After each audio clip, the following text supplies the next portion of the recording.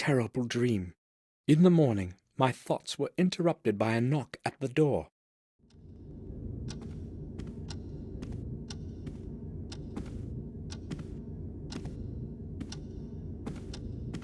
Sir! Sir! Open up! What's going on, Bates? Open up, sir! I have to tell you something. Hold on, Bates. I'm there in a moment. What's the matter, then? It's horrible, sir. Henry, our gardener. They found him in the garden pond. Calm down, Bates. What are you talking about? They found him dead this morning in the pond. I know what I am saying. I saw his body being dragged out. How did it happen? I have no idea. Detective Collier will tell you that. He has been questioning everyone for quite some time now, and he wants to speak to you too.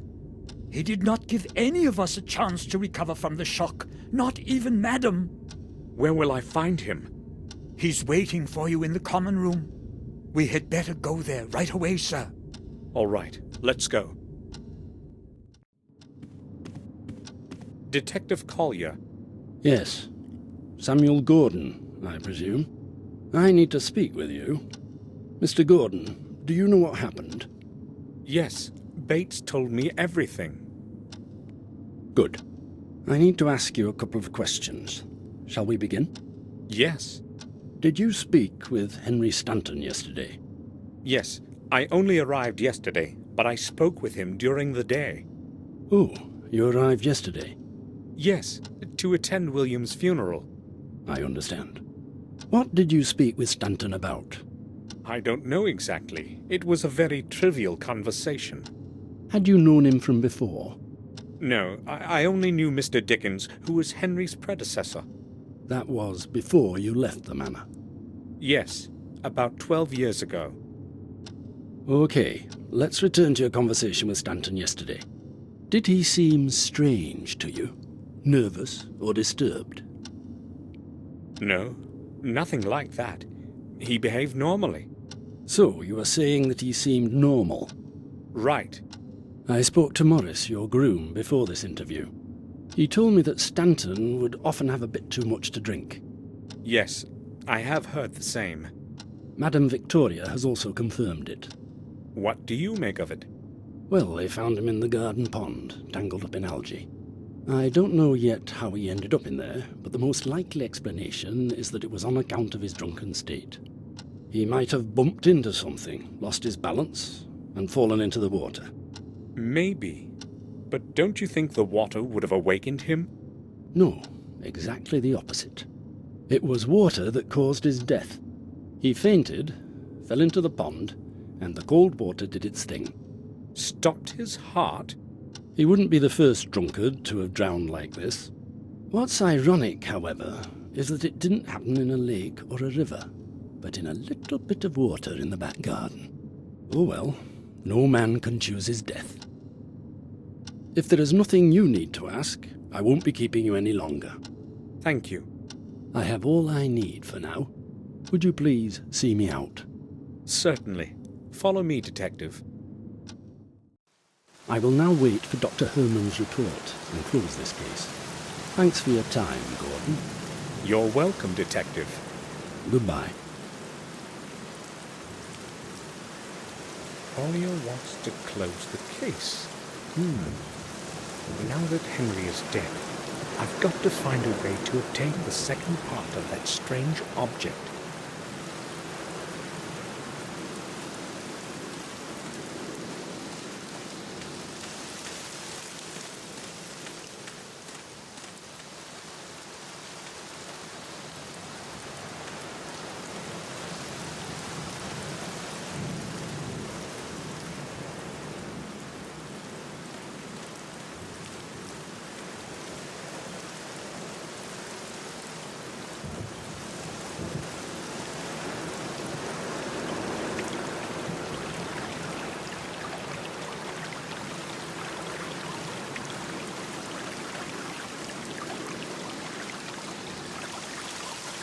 According to both Bates and Collier, Henry's body was tangled up in algae when they found him. How could he possibly have drowned in this, though? Something is glittering at the bottom. What could it be?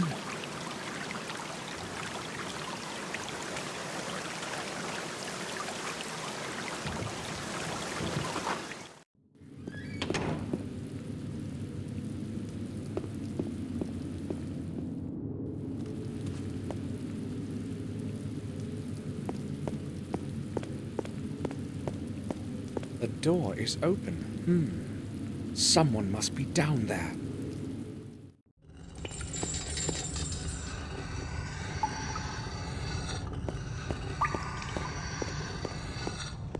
This well is from the era when the castle was under siege. It was supposed to connect the castle with an underground system of corridors, but that's merely old hearsay. No one has ever seen those corridors.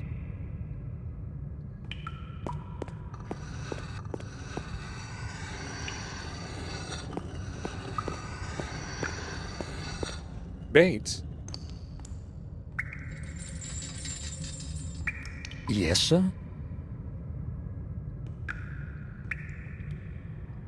Bates, can the fountain back in the garden be drained? Yes, there is a big pump in the cellar. It controls the water flow for the whole castle. It is possible to adjust the water level. However, I do not think it is a good idea to drain it after what happened. And Detective Collier should probably be notified about it, sir. I am merely considering all the alternatives. We have the right to find out what happened. Do you understand? Yes, I do. In that case, it is probably best not to tell anyone. Is that what you meant, sir?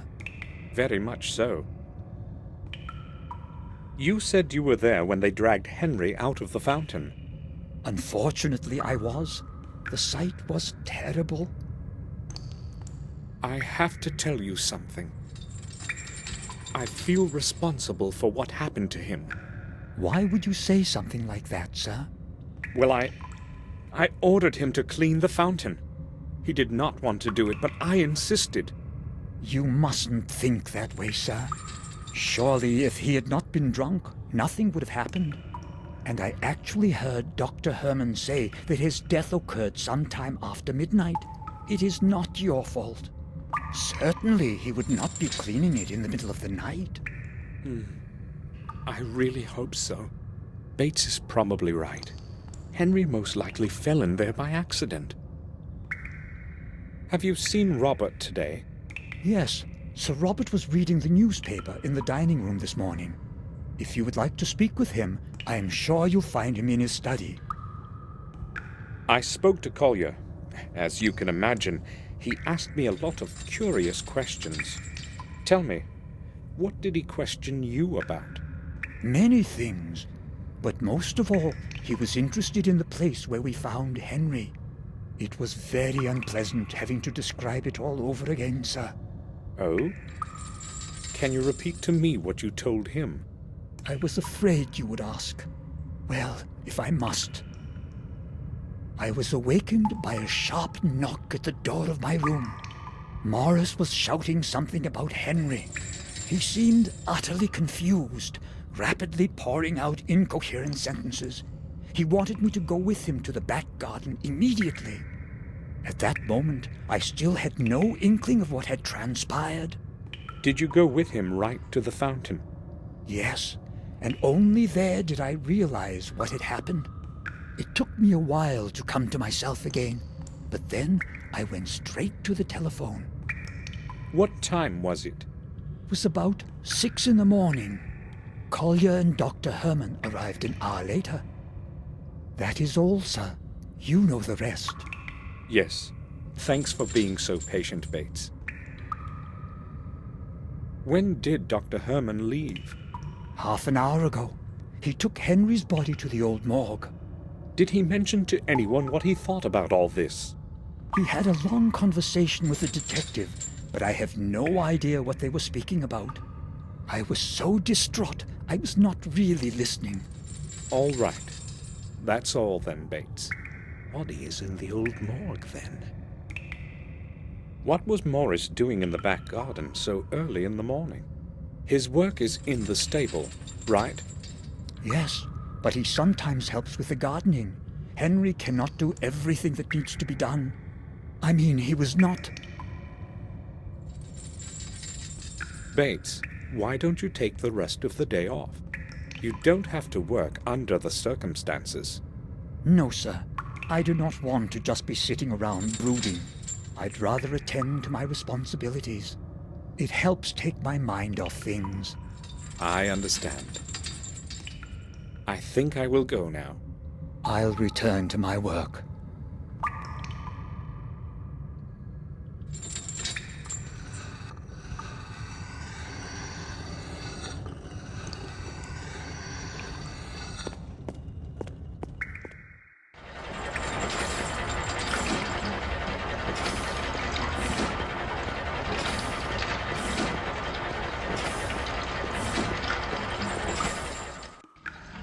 Water distribution controls. I have no idea which one does what.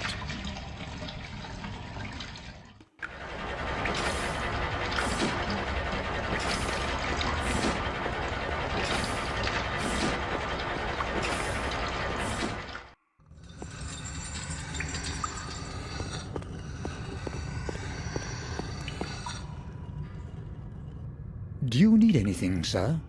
I would like to ask you about something. Certainly, sir. Bates, that pump we talked about, Yes, sir? I think it is broken. Which valve controls the water level? The pump works all right, sir. Only one of the input valves broke off some time ago. The water level can still be adjusted using the other valves. It just takes a moment to figure out the right setup for what you want to do. How do I know if I have drained the fountain then? If I remember correctly, the second column from the right displays the level of water in the fountain. I will give it a try. I think I will go now. I'll return to my work.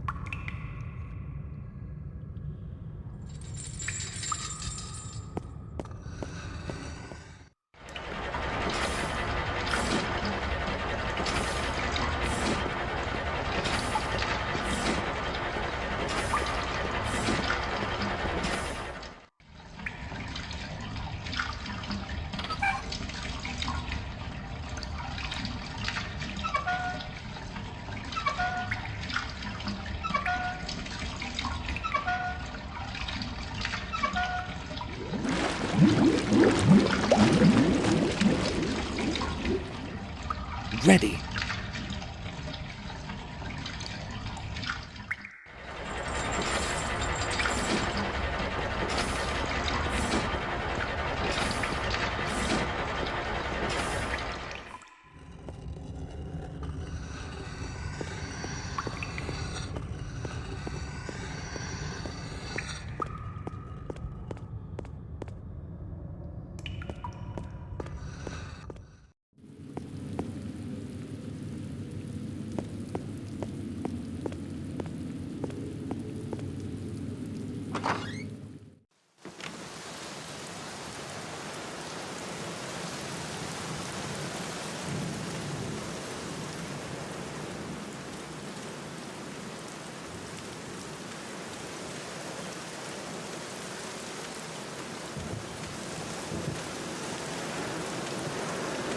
Can't see anything, just mud. Where is that shiny thing?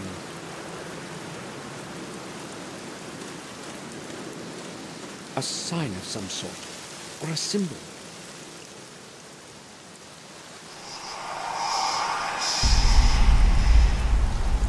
This must be the thing that glittered at the bottom.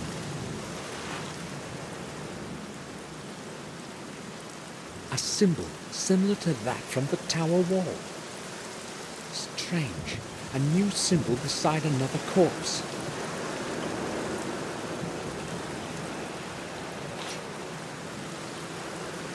I'll take a picture of it, just like the first symbol.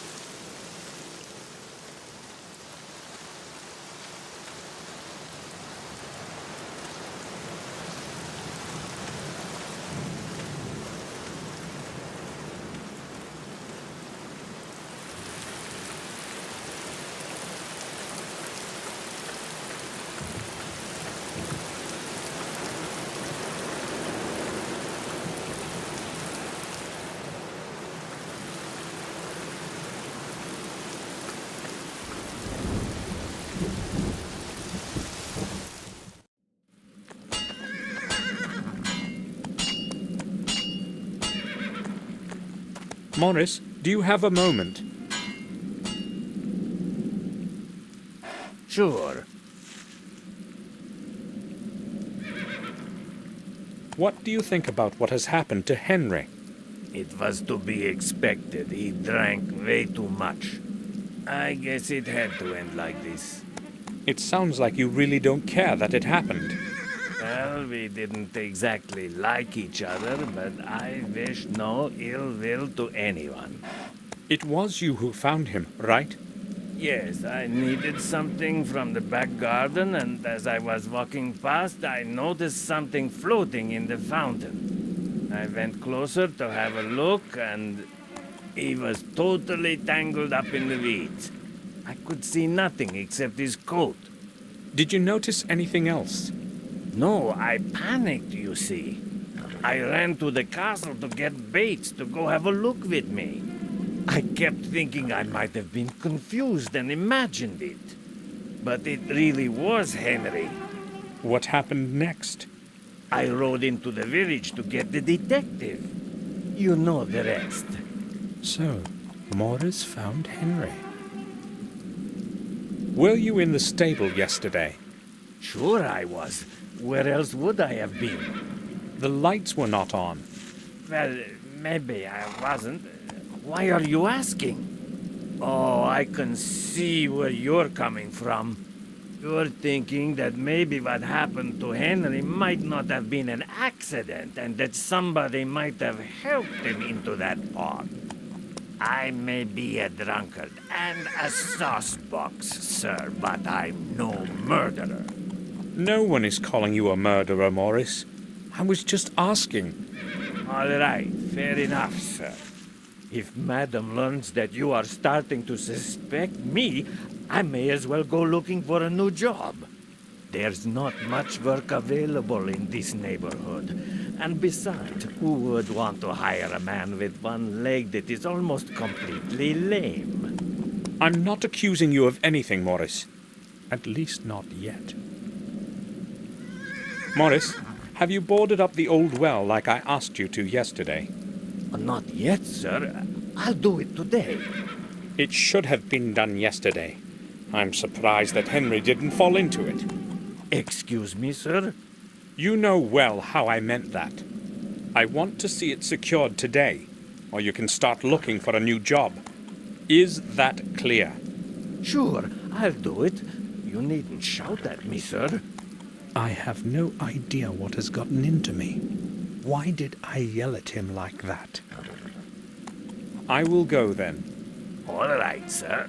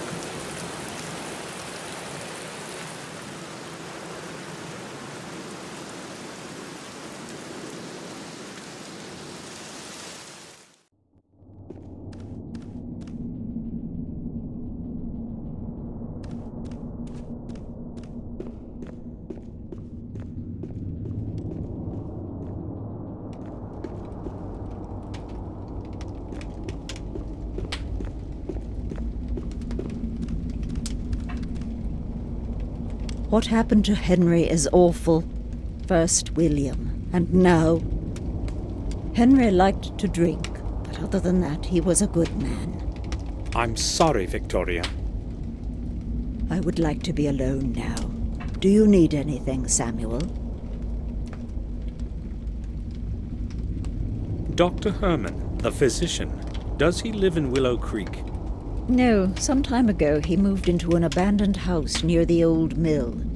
It is quite close on the road to Willow Creek, the only house far and wide. Yes, I remember where that is. Thanks. Please excuse me now, Samuel.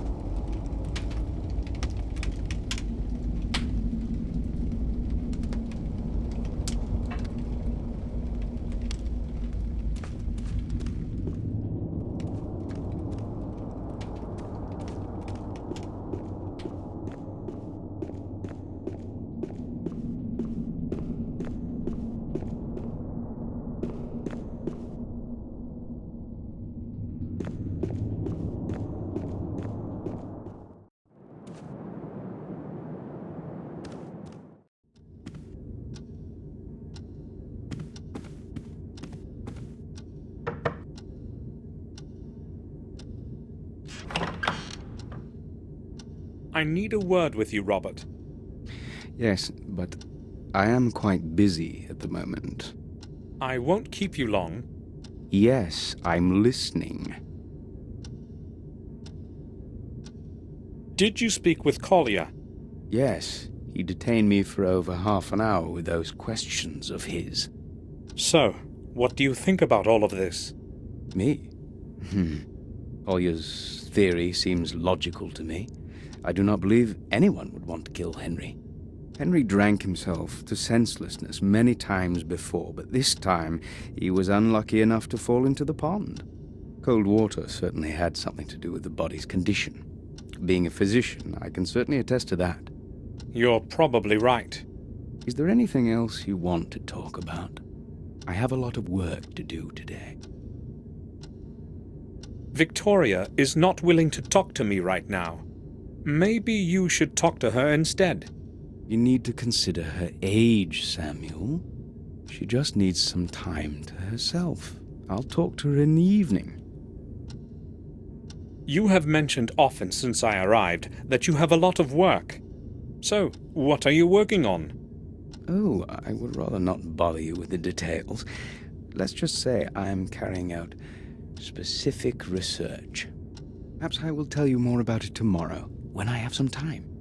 I need to leave for Ashbury this evening to check on some results. Oh, all right.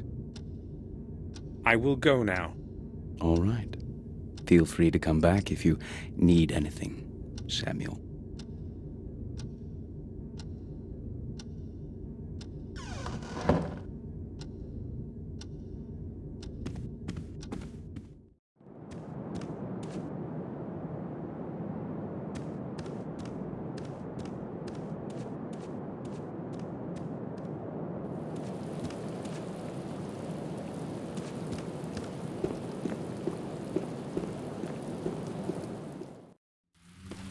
The ceiling has collapsed under its own weight. The old wing won't last much longer. Luckily, no one was here when it happened. Decayed wooden beams have broken up and fallen to the floor. The wooden ceiling is now unstable. It could collapse at any minute.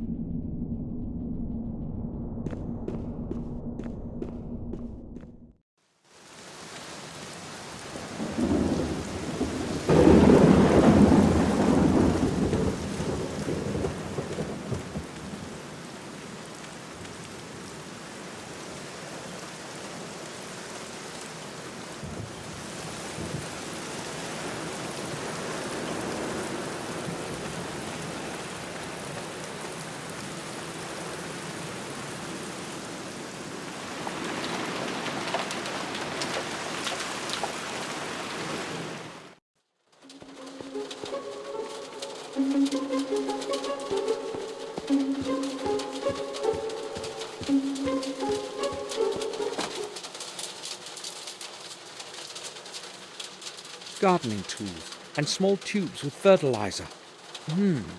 I can't see a bill of exchange anywhere. Where could Henry have put it?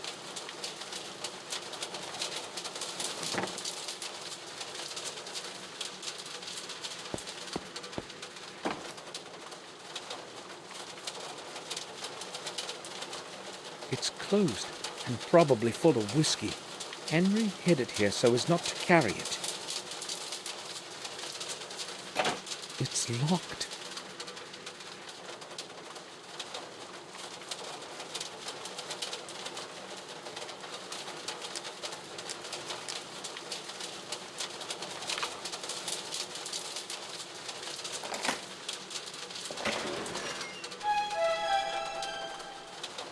Some papers and a few coins.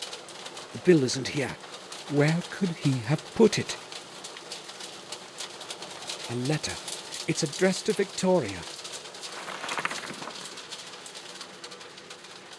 Madam, please regard this letter as one from an anonymous friend. One of your servants is not whom he pretends to be. You may find it interesting that he is an ex-prisoner. That he is an ex-prisoner and a thief. On several occasions, I watched him sneak quietly into the castle cellar using the old back door. I saw that person take away several bottles of some of the best vintages of your wine that you value so much. No doubt, some of your other valuables have also gone astray. I decided to write you this letter to prevent further stealing. The person's name is Morris. Henry meant to blackmail Morris. I am curious as what Morris will tell me about this.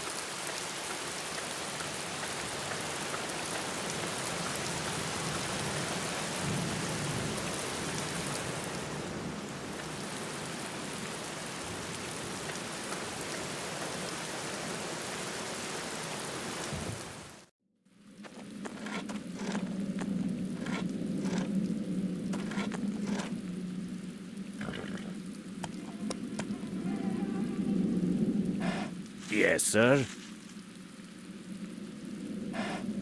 Morris, I know you've been stealing wine from our cellars. Me, sir? Who told you that? No one told me.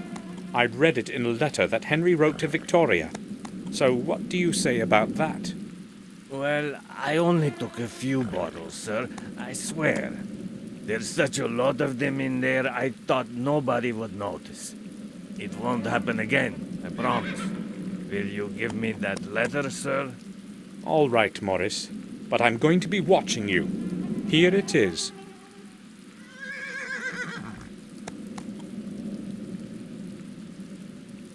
I will go then. All right, sir.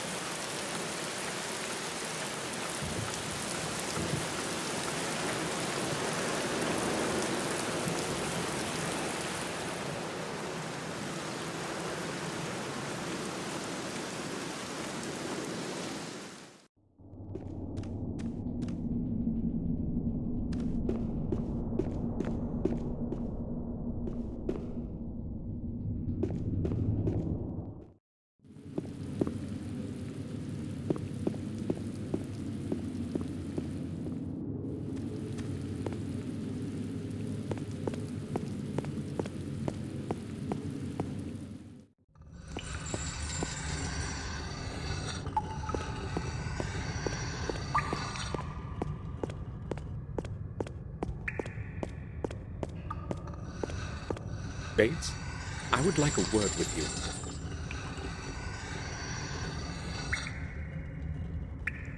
I'm listening, sir.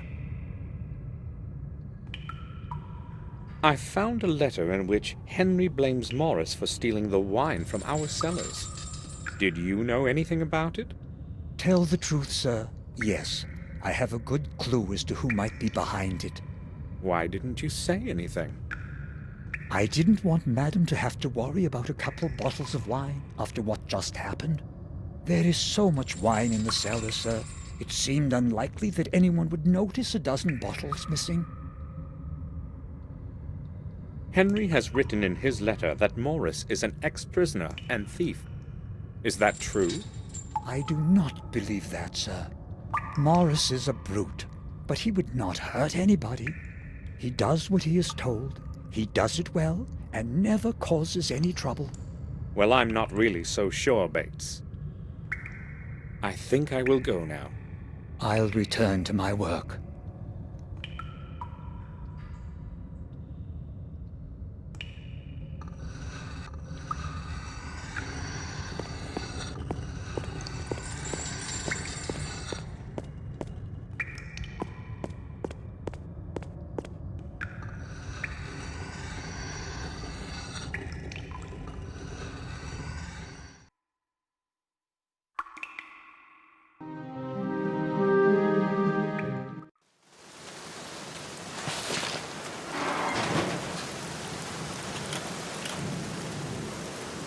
Oh, Mr. Gordon. I would wish you a nice day, but that is not what it is today. To what do I owe your visit? Well, you told me yesterday to come over. Let us not discuss things outside in the rain. Please follow me. Better, is it not? Do you mind going down to the morgue with me? I have a lot of work to do. We can speak there. Not a problem. Let's go. Watch out for the steps. There's not much light in here, and the dampness can make your footing dangerous.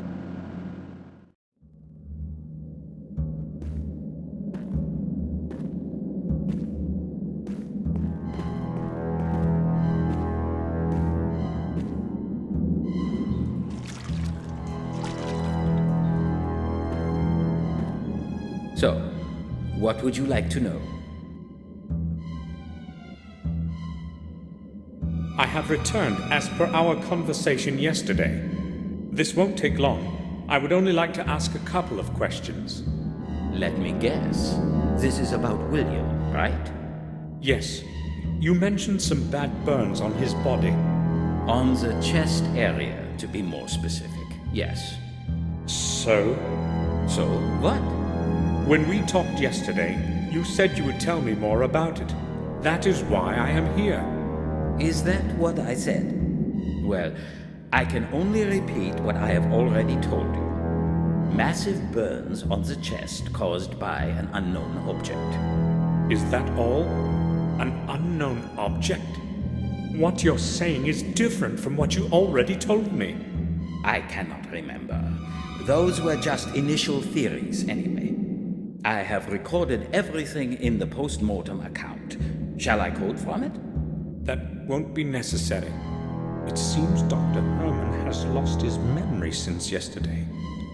Why is he concealing what he originally wanted to tell me after we had first met? That death report would interest me, but not in his presence.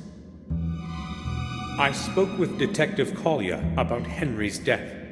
It was inevitable that he would end this way. He was a lost cause. What do you mean? Well, it certainly was not the first time something happened to that man after he drank himself into a stupor. I know this well because it was I who had to restore him to normalcy after the other bouts. It was not usually serious.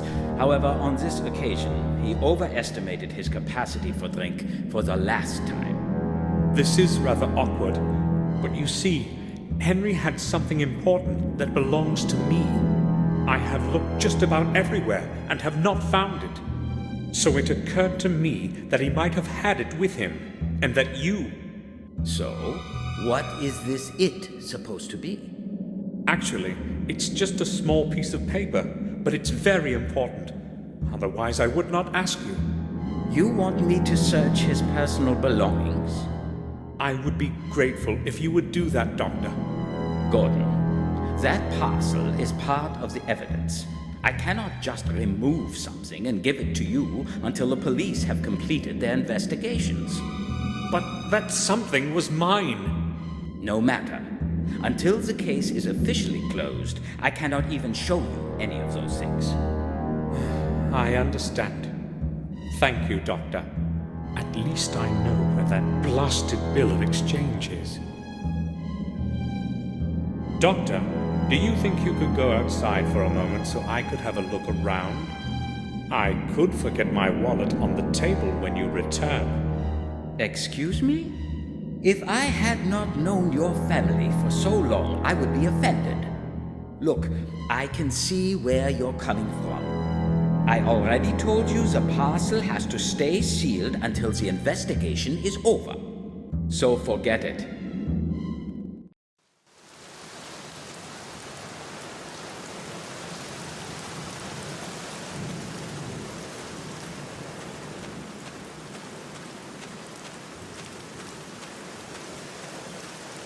A lot of torn papers are on the top.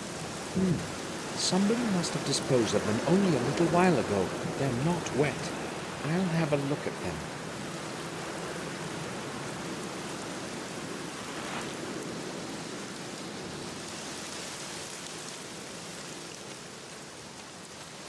The lid is held shut by a large padlock.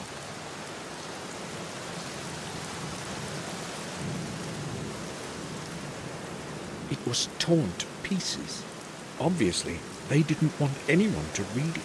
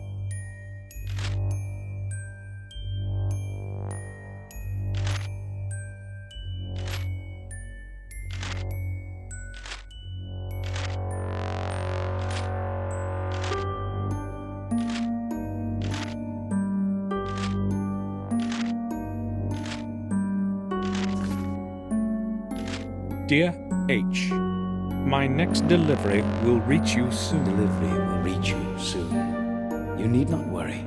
Everything has gone smoothly. No one knows anything, and that is how it is going to stay. Do not forget that what I am doing here is for the good of science, and without your help, I would be unable to continue my research. I will send you my results, as usual, within the next month. H. Herman is likely the addressee, but who's hiding behind the R? What kind of delivery are they talking about in that letter?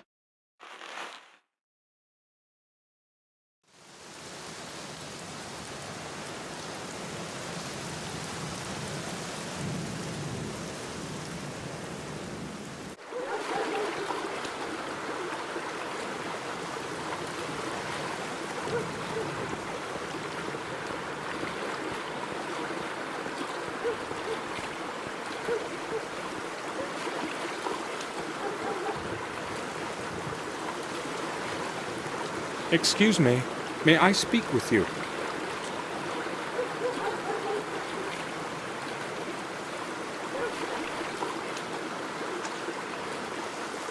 Sure you can, young man. How long are you going to stay here today? As long as it takes. The whole day.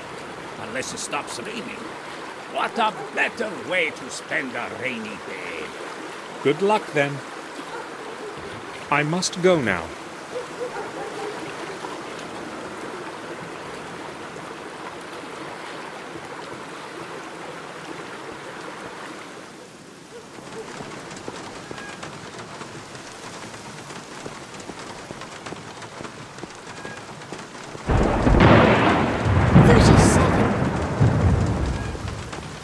Mr. Samuel.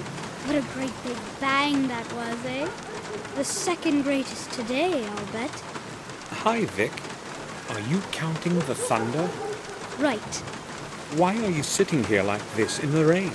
Wouldn't you rather be at home? I don't mind the rain. And also, I can't go home.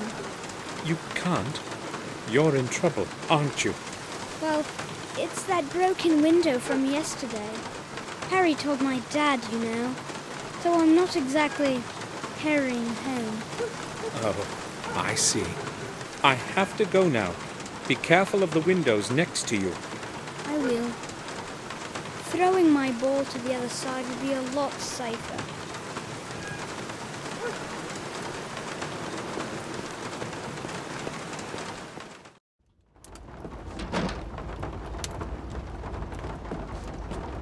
Hello, Harry.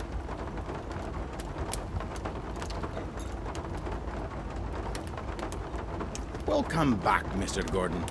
Have you come to get a bite? What do you mean? Oh, come on. I know your Bates is not exactly a great cook. It's not so bad. I have no reason to complain. All right, if you say so. Do you remember our conversation yesterday on how nothing ever happens around here? Sure I do. Well, unfortunately, something did happen. Oh, you mean Henry? How do you know? Well, news travels around here fast. Poor Henry. He was a good regular. We sure drank a fair amount together. So how long had you known one another? Since the time he started working for the Manor. Which in fact means the day he arrived here. I remember when he first showed up, all sweaty with a suitcase in each hand. He took no time to order 2 pints right away. I knew right off that we would understand each other. Did he have any friends in the neighborhood? Probably not. You see, he was kind of a loner. I don't think he knew anyone else. He used to only come here. Thanks anyway, Harry. You're welcome, Mr. Gordon.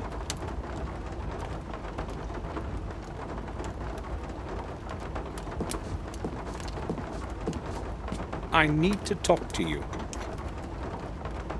Go ahead, but make it quick. Tell me, did you know Henry Stanton? No, I didn't. Should I have known him? Well, he worked as a gardener for us, but he died yesterday.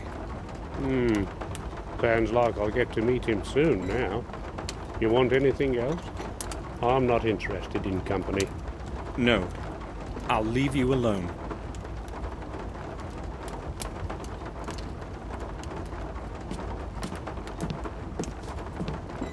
Hello.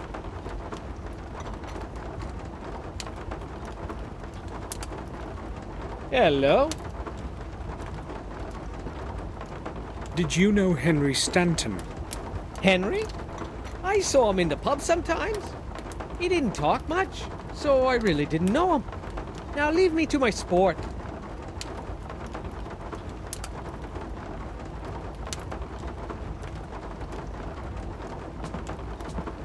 Good morning.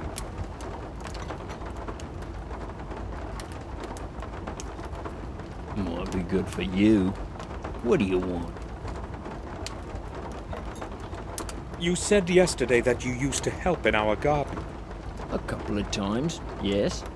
So you knew Henry, our gardener, right? Yes. I don't want to talk about him after what has happened.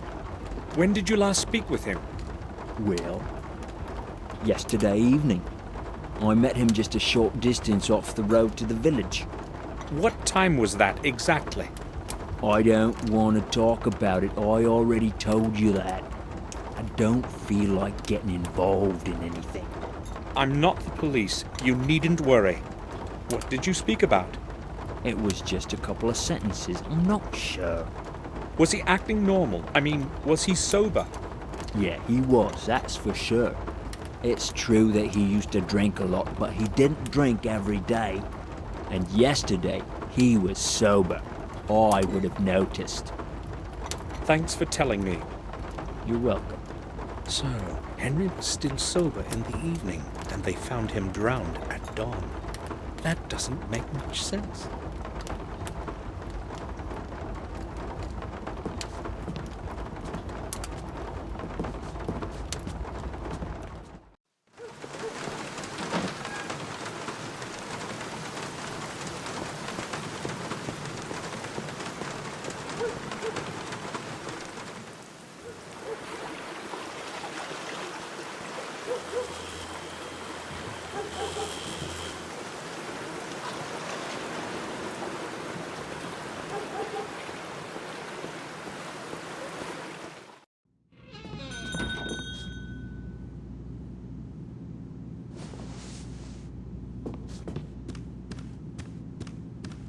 Good morning.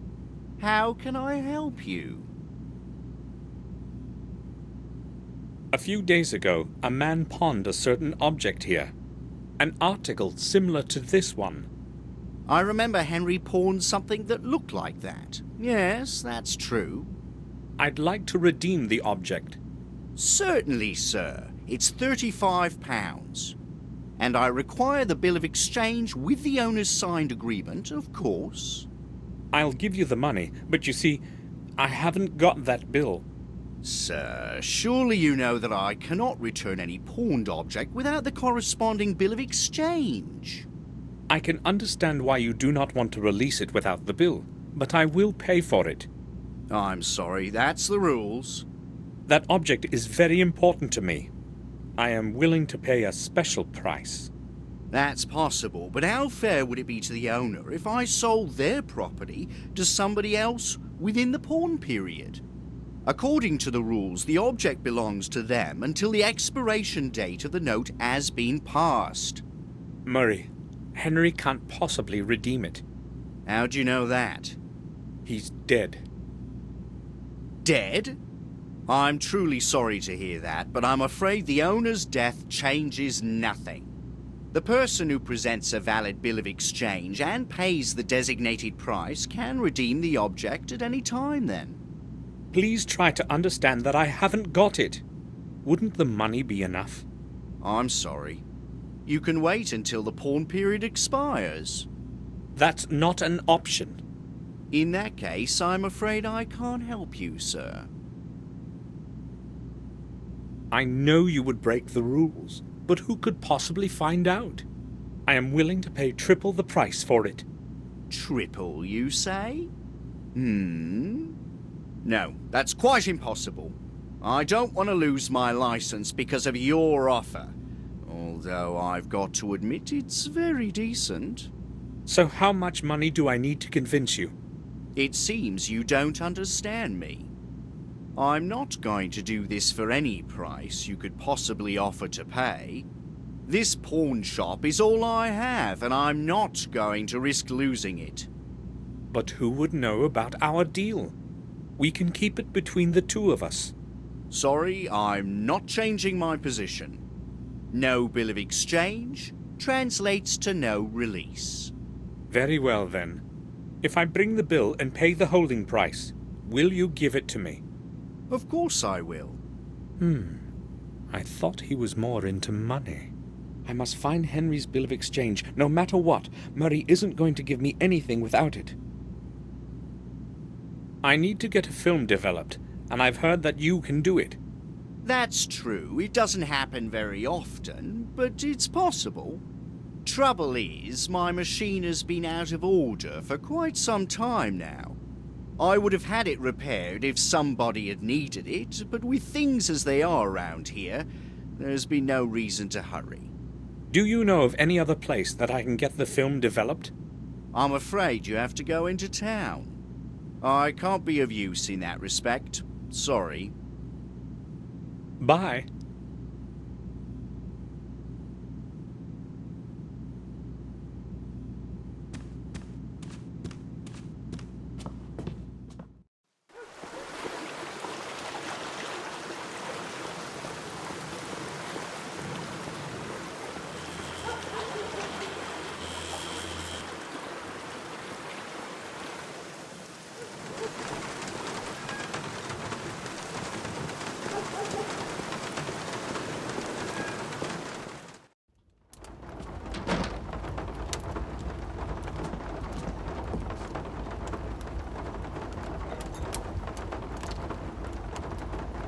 How can I help you? I want to ask about something. Harry, tell me, is Mark reliable? Well, that depends. He's not exactly a saint, you see. But I reckon he'll do what you tell him for a pound or two.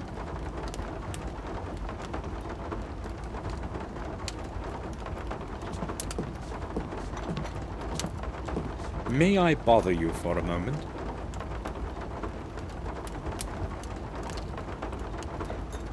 Well, if you must. But not for long. I've been getting some good hands. Tom told me you worked for Dr. Herman from time to time. Tom tends to have a bit too much to say. I've been unemployed for some time now, so I've been taking what odd jobs are offered to me. I've got to make money somehow, and it sure is better to do stuff for Dr. Herman than that dirty bastard Murray. Well, I need a certain favor from you. As a matter of fact, it has to do with Dr. Herman. So what's the deal? This is what I want you to do. I'm listening. I need you to come to his house at a particular time and keep him busy for a couple of minutes. Ring the doorbell and wait until he comes upstairs. Talk about whatever you want. Just keep him there for as long as you can. Well, I don't quite like that plan, to tell you the truth. It doesn't look exactly innocent, does it? Also, if Herman learned about my getting involved in some scam on him, he'd never hire me again. You better find someone else for this. Look, I don't expect this for nothing. And that's supposed to be surprising? How much does Dr. Herman pay you? That depends on what he wants from me. No, you don't understand. I mean, what is the maximum he has ever paid you? £6 per day, with food, I guess. I'll give you 10. That's not bad for a couple of minutes, is it? 10? Well, the money is nice, but you see, these days I at least have a sure job from Dr. Herman. No, I can't do it. All right. I'll give you 20. Take it or leave it. 20? Damn. I haven't had so much money clink in my pocket for quite some time. £20 take home and it's a deal. 10 now and 10 later. Okay then. What time should I show up?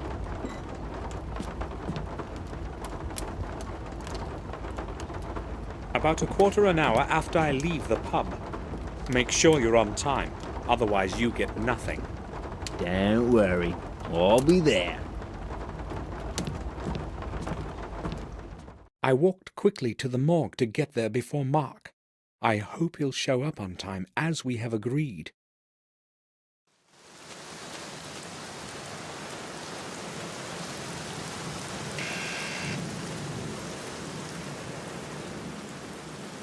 Yes? Samuel Gordon, please let me in, Doctor. I need to speak to you. Yes, come in. I am downstairs, in the morgue.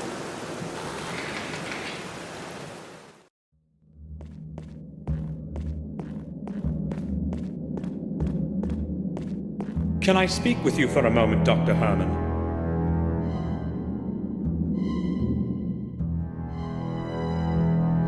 Yes, but I told you I have no news.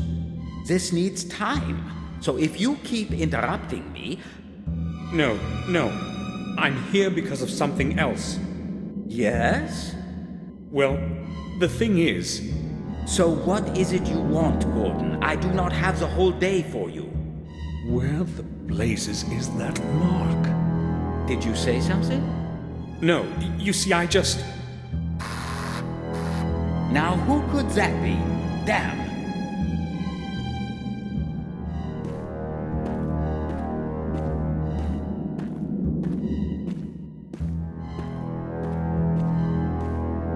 Who is there?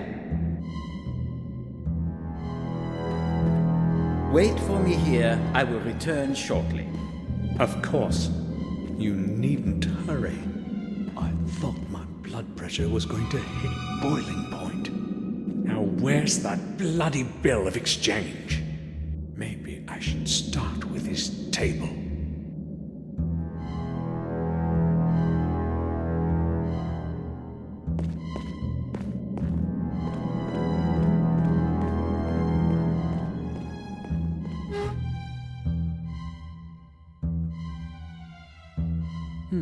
A piece of plastic for making imprints.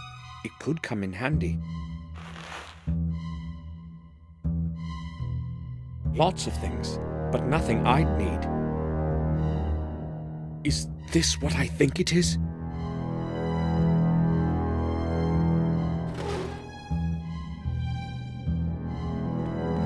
There's a label with Henry's name on this box. Henry's bill of exchange. Excellent.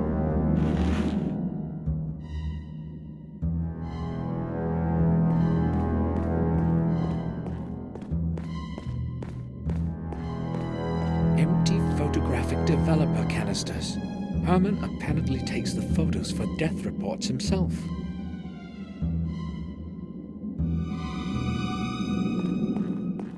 Key to the garbage container at the front of the morgue is in this bundle. I wonder what Herman was disposing of so quickly. It must be the large one. The other keys are small. I can't pick it up right now. Herman would surely notice.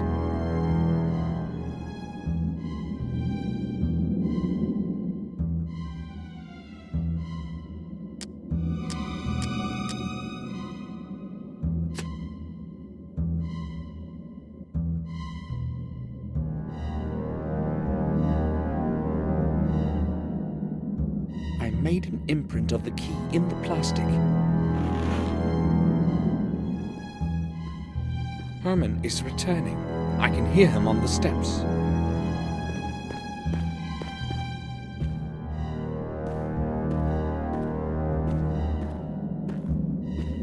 Are you looking for something in particular? No, of course not. Well, I've never been to a morgue before. I'm just curious.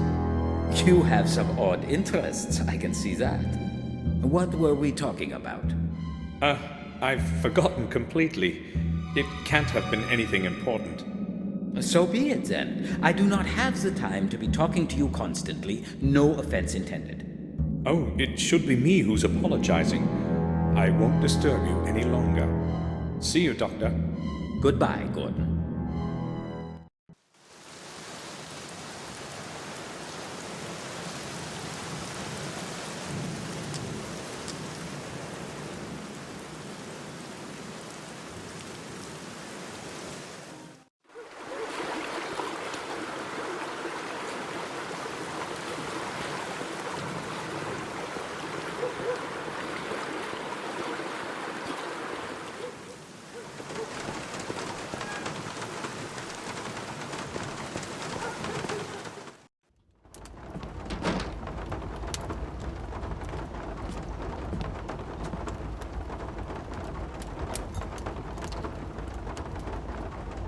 What'll it be, sir?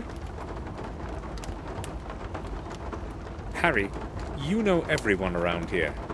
Would you happen to know someone who can make a key? Well, I'm not sure if he's the man for the job, but Mark here has a few skills. Just ask him. All right. Thanks.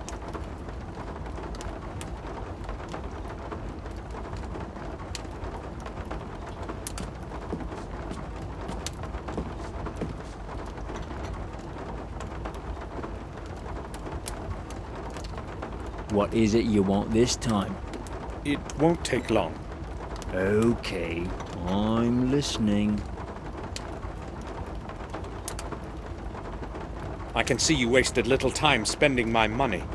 It's mine now and I'll spend it however I want.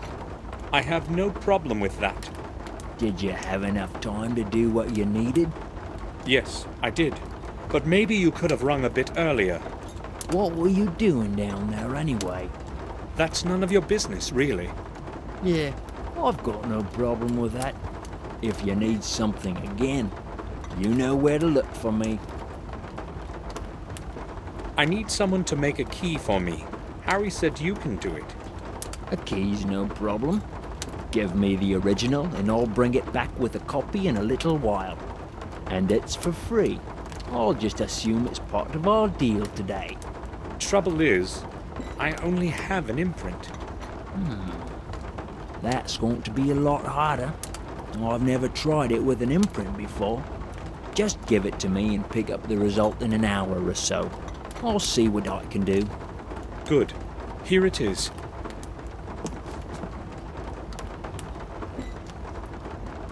See you later.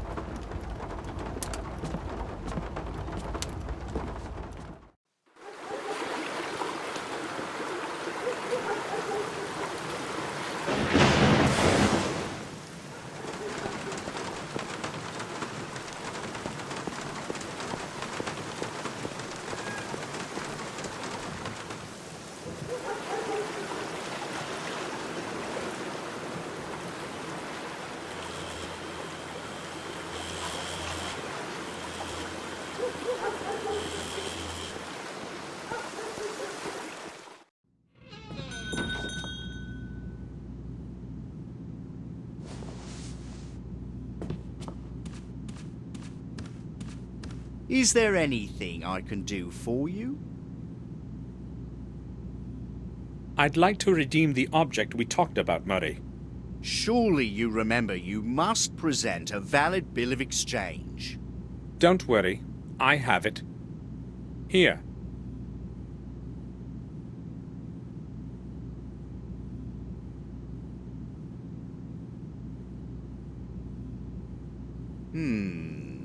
Yes, everything seems to be all right. It's £40, sir. Didn't you say 35 at first? Oh, you're right. Excuse me, I've made a mistake. Sure. I'll go get it for you right away.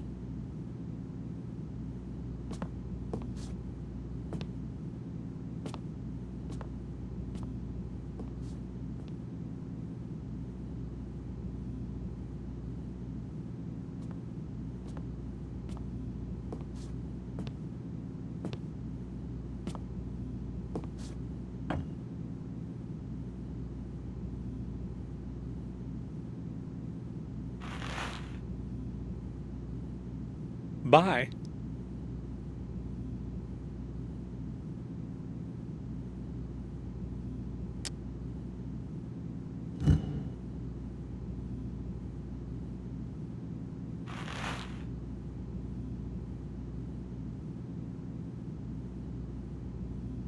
The parts have clicked into one another.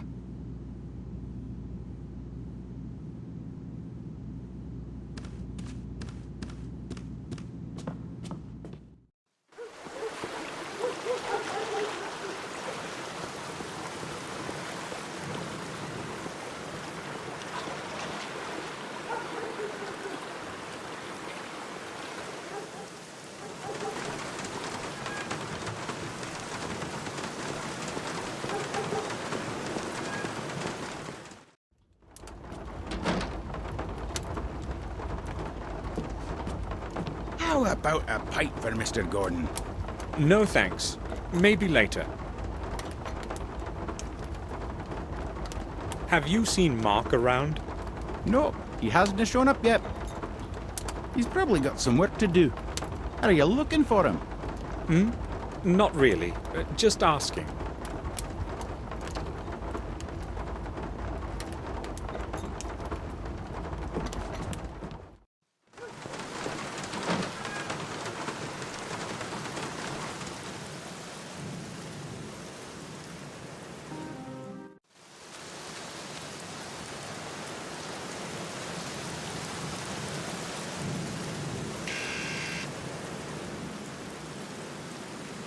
Yes?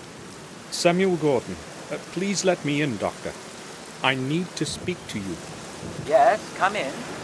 I am downstairs, in the morgue.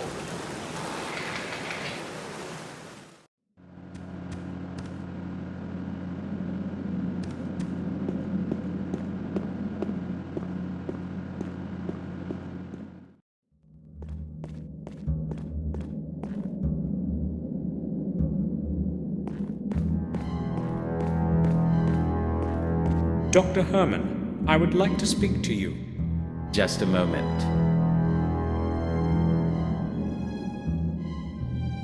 So, what brings you here? I've noticed the place can also serve as a dark room. Yes, I'm developing the autopsy photographs here. No one provides such services in the village. It is almost like the Middle Ages around here. Nevertheless, one eventually gets used to it. Are you asking because you'd like to have some photographs developed?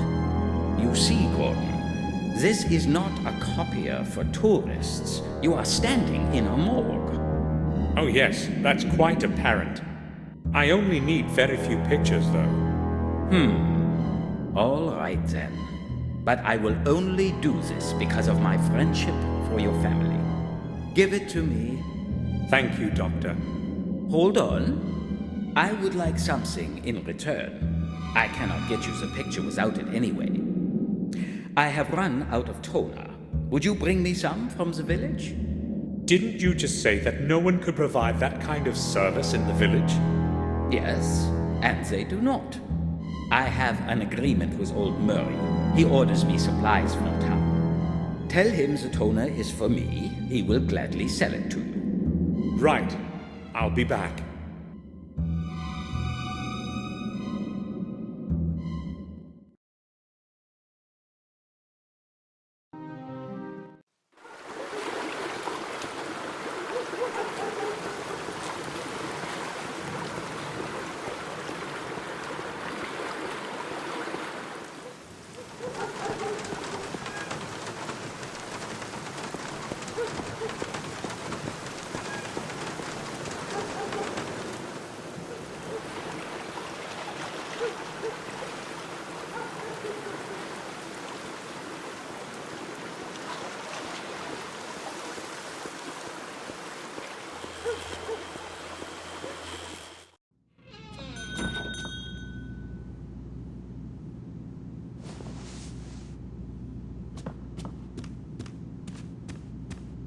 Oh, it's you again. Have you come to buy something? I don't know yet. I'll have a look around first. Sure, just don't touch any of my stuff. Dr. Herman told me I could get some photographic toner here. Have you got any? You're lucky. I've still got a couple of bottles left. Oh, I don't go to town every day, you see. Here it is.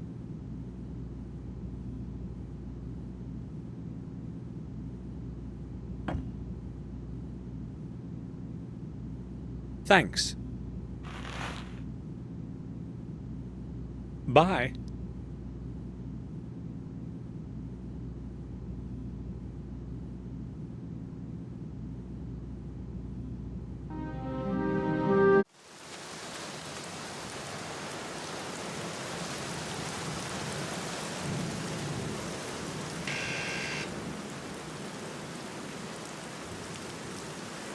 Yes?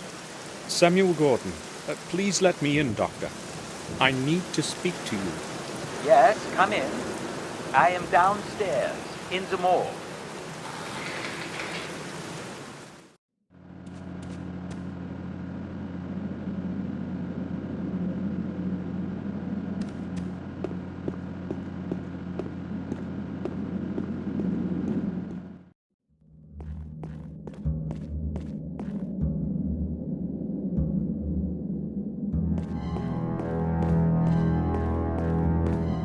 I would like to ask you about something, Dr. Herman.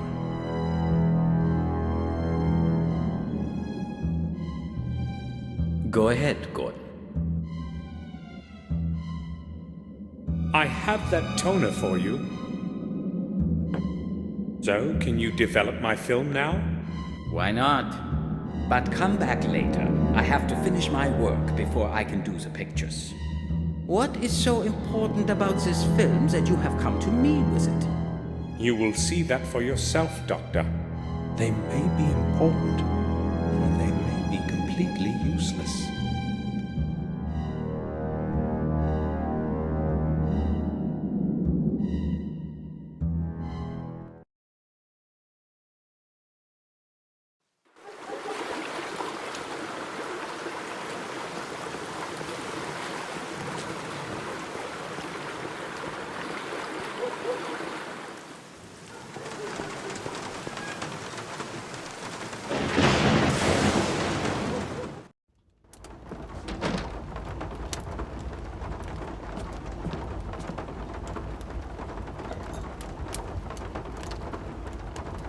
Changed your mind about the dinner? My Mary makes some wonderful meals. Everyone around here will tell you that. I believe you. I'm just not hungry yet. I would like to ask a couple of questions, though. Okay, feel free. Have you seen Mark around? No, he hasn't shown up yet. He's probably got some work to do. Are you looking for him? Not really, just asking.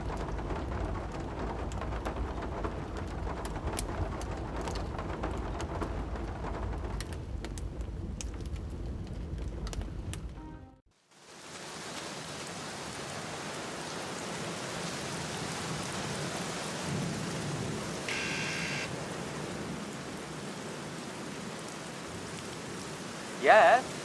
Samuel Gordon, please let me in, Doctor. I need to speak to you. Yes, come in. I am downstairs, in the morgue.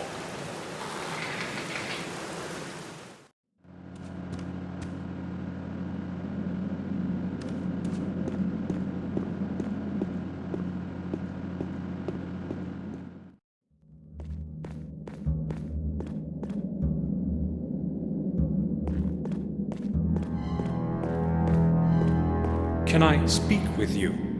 Hold on a minute.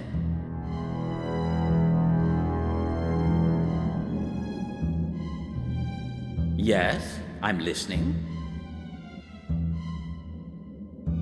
Have you developed that film for me? Not yet, Gordon. I have work to do. Come back later.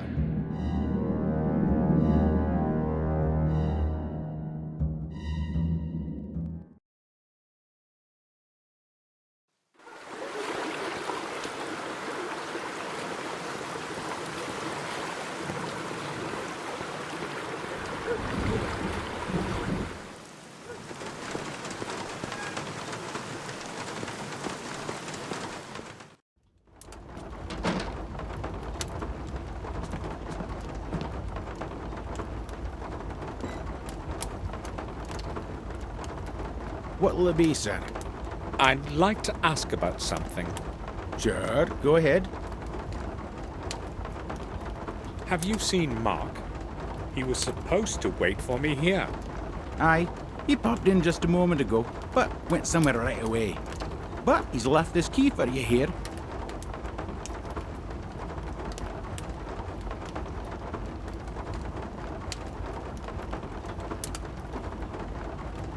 Thanks.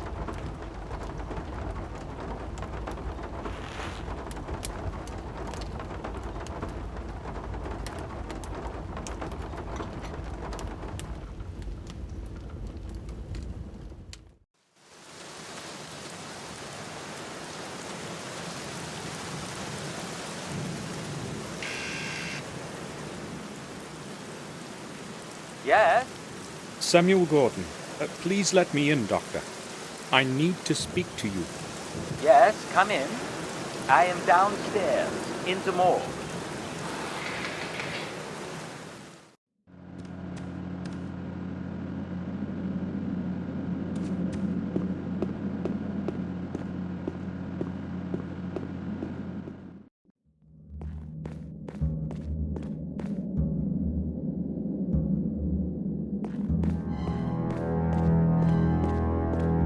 Doctor, Can I have a word with you?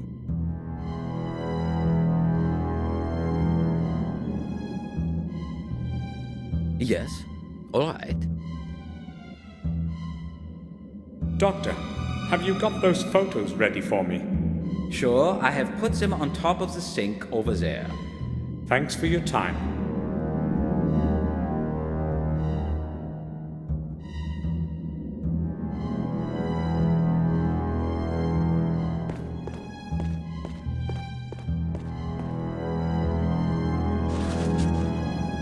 I'll put the pictures in my diary.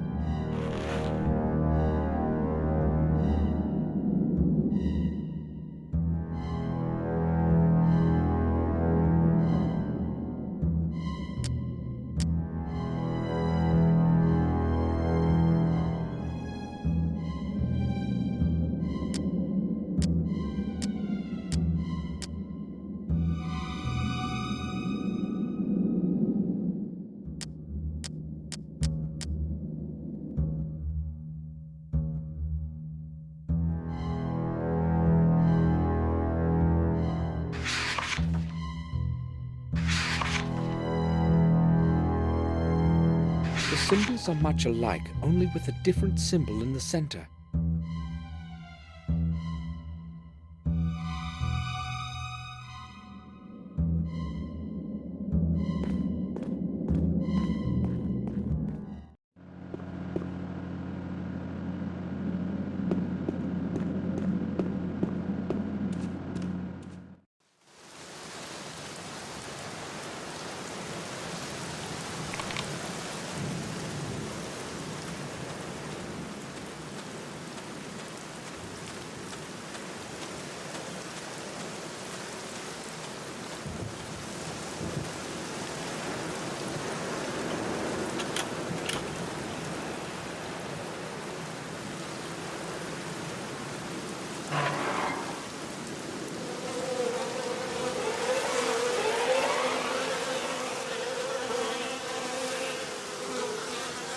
The stink of decaying flesh is forcing tears into my eyes.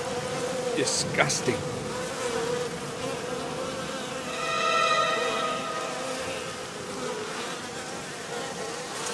Human remains.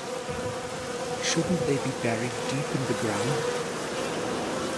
Tied up in bags, oozing blood. I'm not touching that.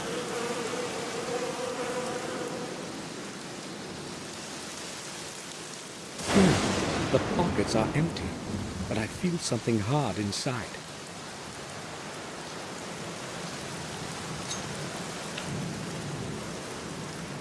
The gem has perfectly smooth edges.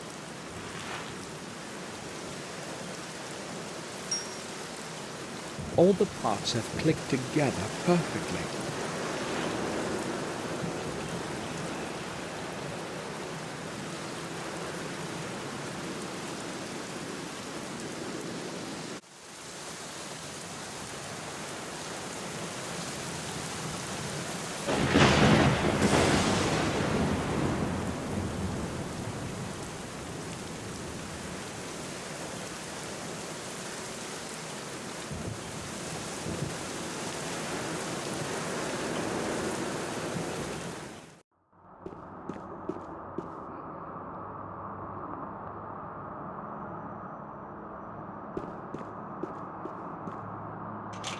The grate is locked.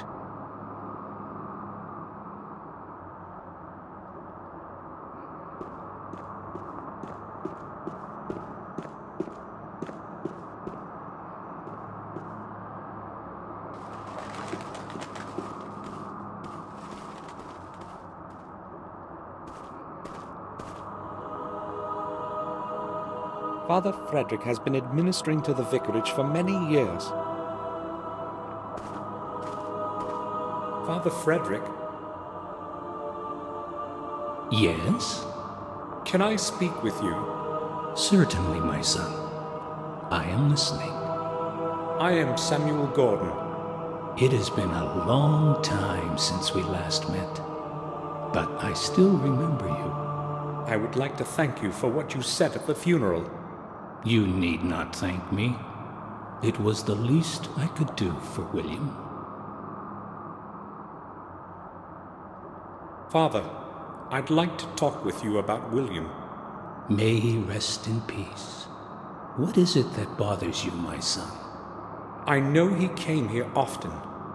Yes, just like many other people who confess regularly to relieve their souls.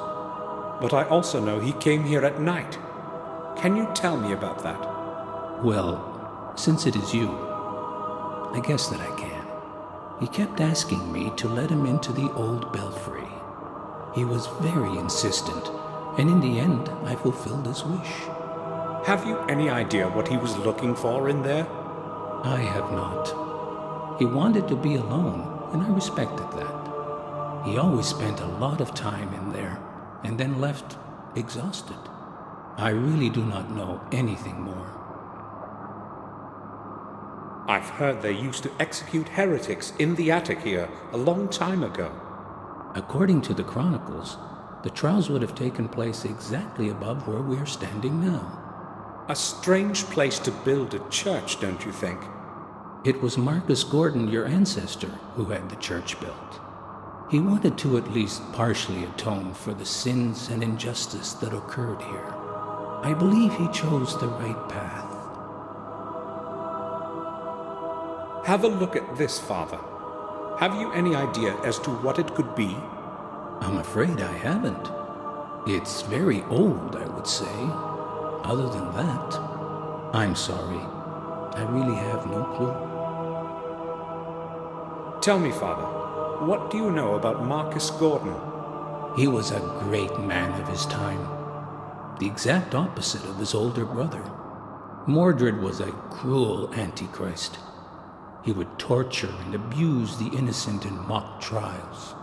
Thank God he didn't rule for long.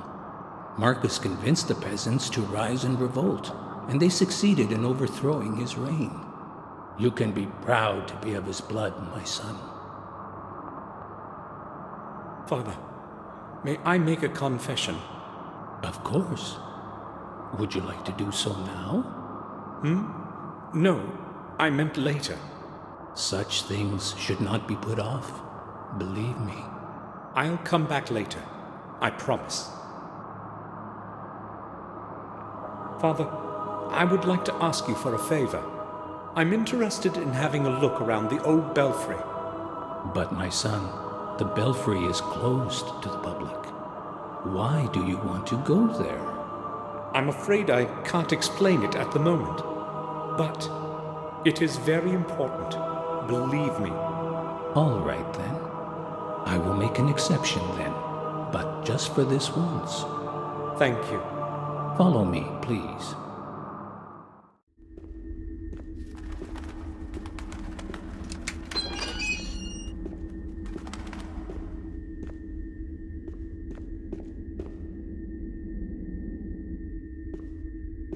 I will leave you alone. I have to return to the church and serve others. Of course, Father. Thank you. Please tell me when you are done, so that I can lock the grate again. Of course. I have to figure out how William entered Marcus's tomb. I will not leave before I discover the entrance.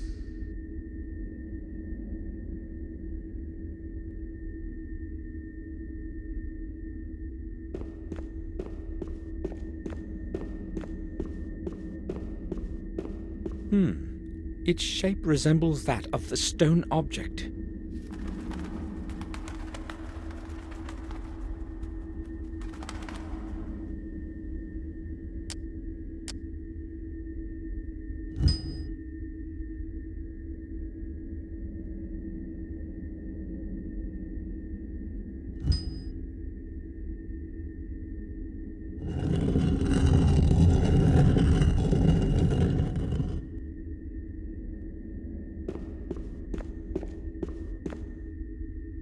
This must be what William wrote about in his diary. I have to figure out how it works.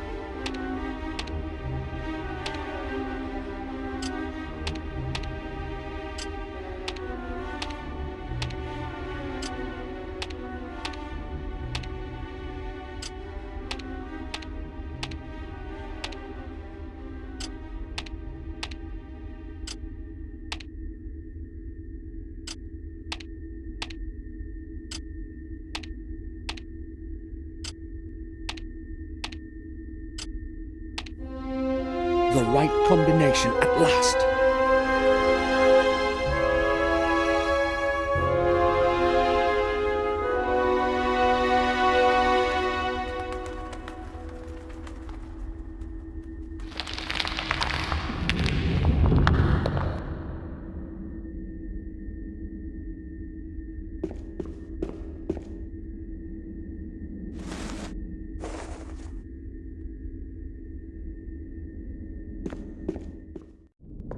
The air in here is barely breathable.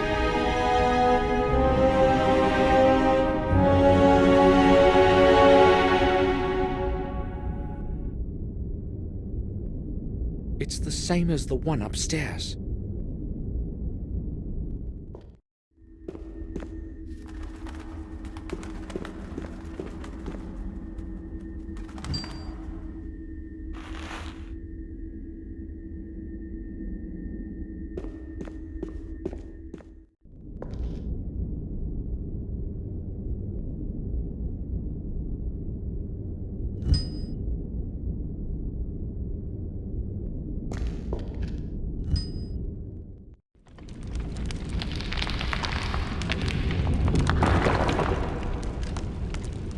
Damn! What was that? Entrance has closed. I must open it somehow.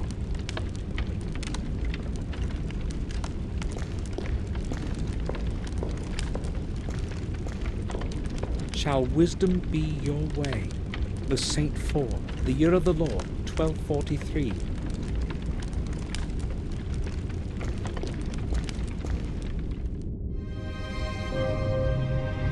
The more you take away, the larger it grows.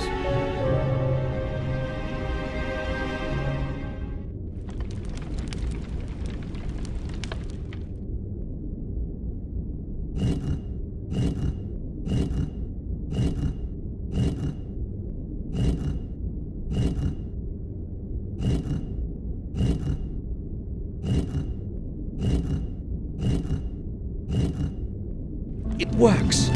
Shall wisdom be your way?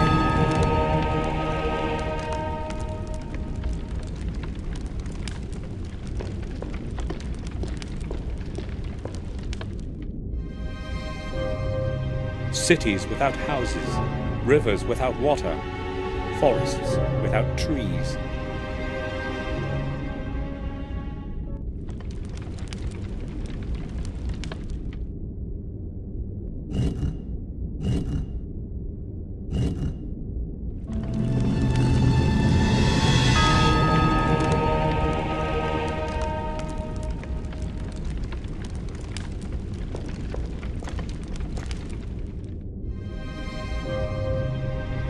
Black when bought, red when used, grey when thrown out.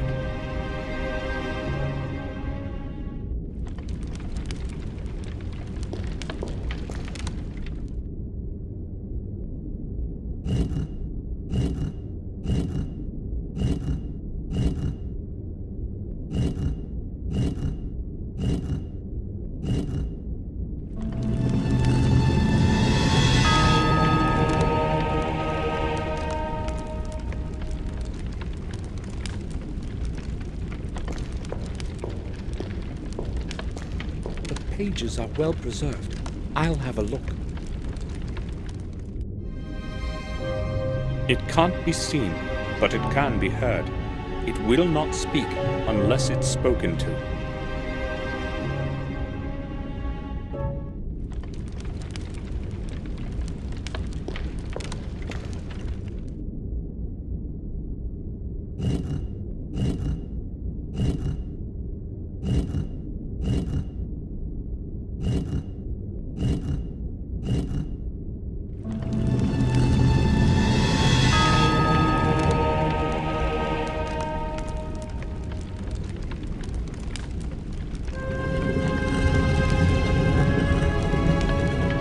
Grave of Marcus Gordon himself.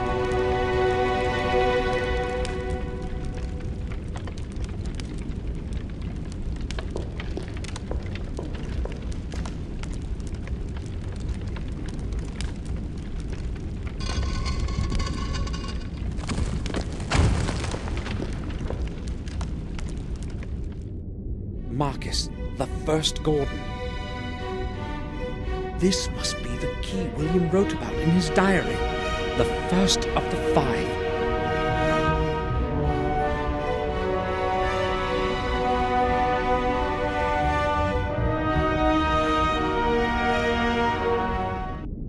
There is no man today who would remember the origin of the Gate of the Two Worlds, the Black Mirror.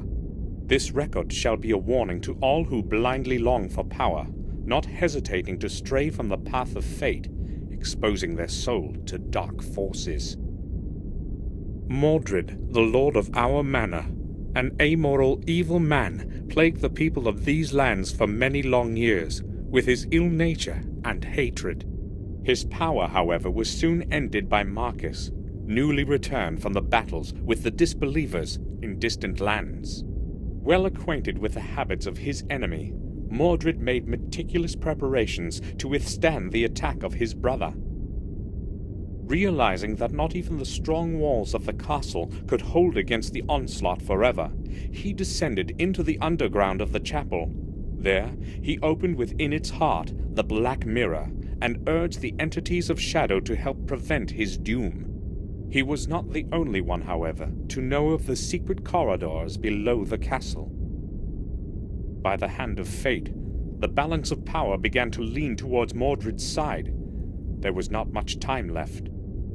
Watching his men die around him, Marcus understood what had to be done. Overwhelmed by fury, he battled his way through many lines of enemies into the labyrinth of corridors leading to the heart of the underground cathedral. With haste, he took advantage of the momentary surprise and thrust his sword with all his might against his brother. Righteous anger hit its target, and cold steel pierced the black heart of the traitor. Victory was within grasp. Staggering on the edge of a bottomless abyss, Mordred gathered his last ounce of strength and brought forth his final desperate deed. With merciless hatred and zealous rage of his defeat, he pronounced the dark words of the curse. "Of your blood, others will rise with your name, bearing my curse. One of your heirs will convert 5 souls of 5 mortals. This will be the catalyst to bring my anger back to life. And I will return. When your days have ended, there will be no one to stop me." Mordred then fell to his knees, and the throat of the Black Mirror closed as he took his terminal breath. In that instant, the whole place was filled by a deafening sound and blinding light, followed by an absolute silence. And one last thing to be done. 4 keys of power were divided by Marcus among the lords of the Gordon manors, the 5th key remaining with Marcus himself. Never again would the keys meet in the hand of a mortal to open the gate between the worlds of good and evil. Such is the story of our Lord that saved us in the Dark Ages. Let his soul rest in peace forever. Isidore Vale, in memory of Marcus Gordon, 1240 A.D. Black Mirror, the secret chapel the book mentions, must be somewhere below the castle. I'll obtain the 5 keys and finish what William couldn't.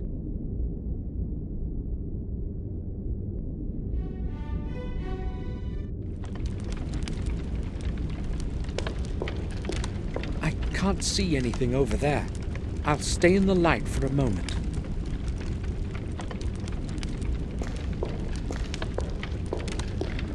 I can't see anything interesting.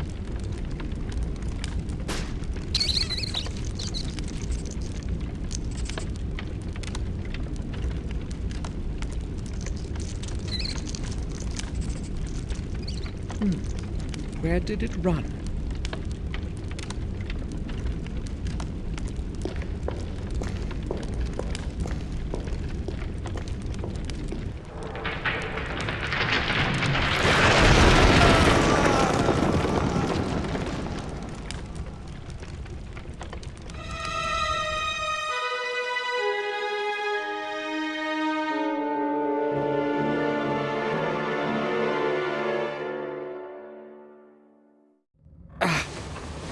must have hurt my arm. Could have been worse, though. At least I'm alive.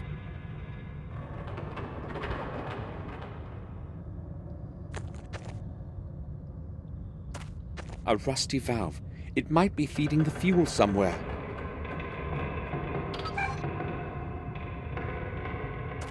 A mechanism of some sort with 3 levers. With a bit of luck, it might still work. If only I knew the correct setup. I've got to keep trying.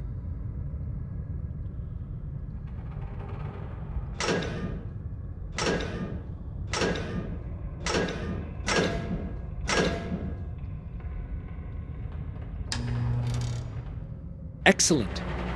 Everything's going to be easier with light. Here are the things I lost when I fell down the shaft.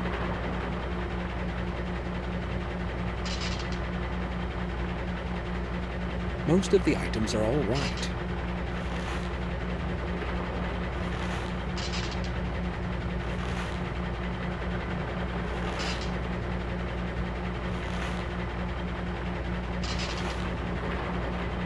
The camera is smashed.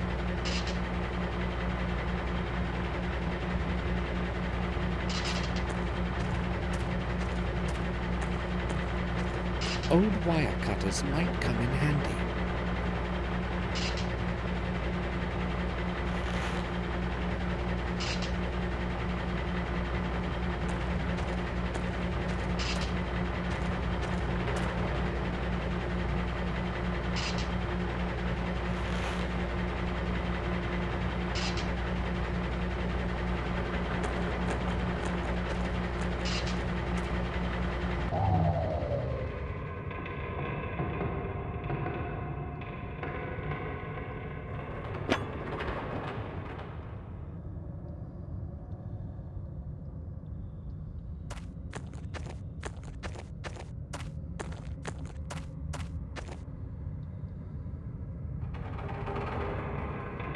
It won't be obstructing my way any longer.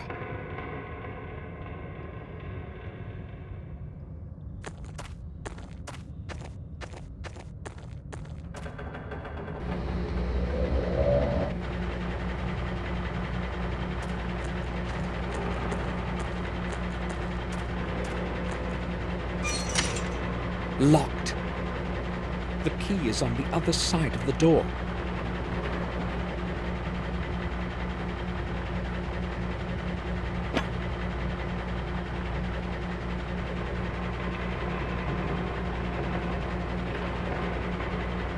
I'll try to get my hand through to reach the key. Got it.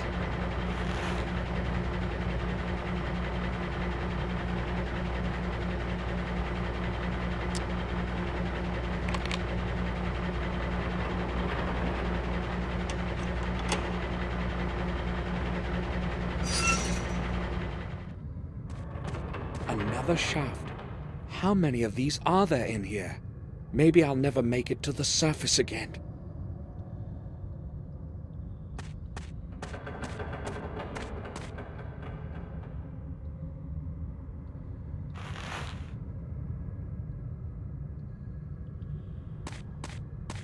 I wonder how he died.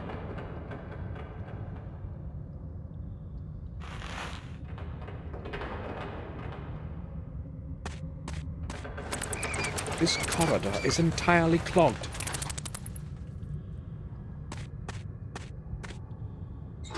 The door is tightly shut.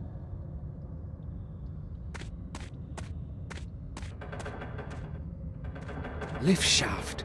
The lift is my only chance to get to the surface. Hopefully, I'll be able to call it somehow.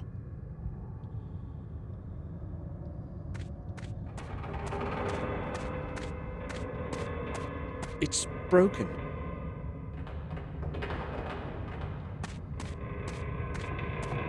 I can't see but a few meters ahead. Maybe I could use the lift, if it's not beyond repair, to somewhere further on.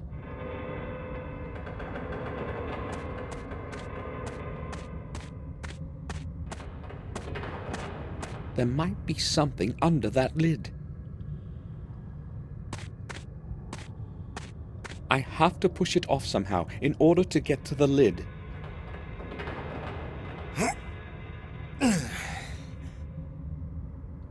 No way. It's too heavy.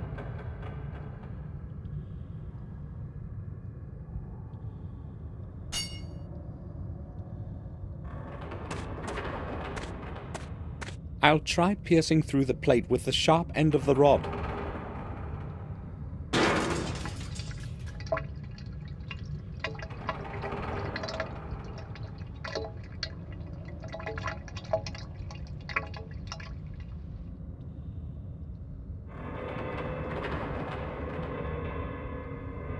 This should do the trick.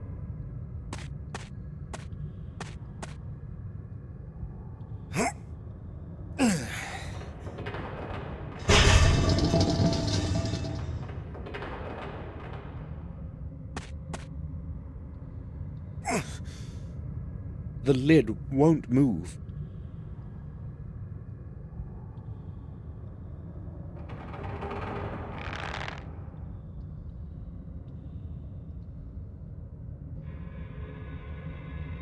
I tied one end of the rope to the lid.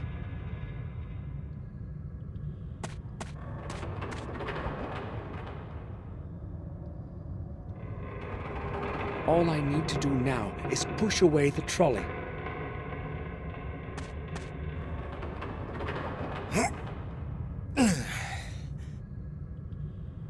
It can't be moved. I have to get rid of the brake stop.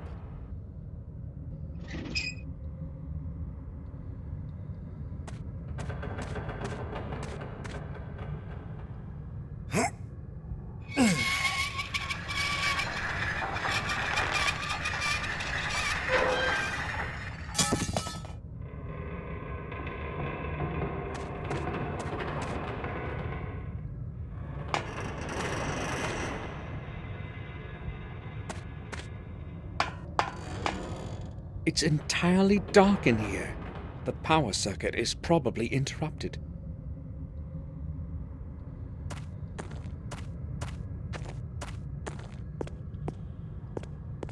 It looks like a power distribution circuitry box. It can't be opened.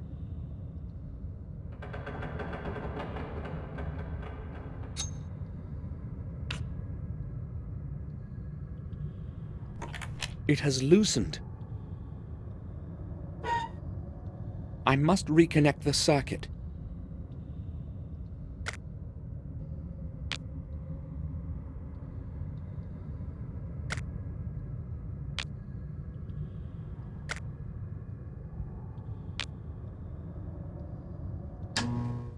At last! I'd say this used to be the lift room.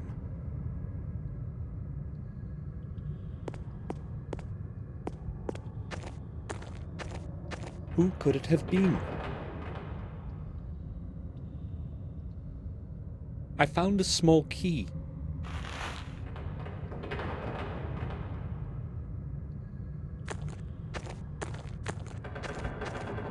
Maybe it will help me get outside.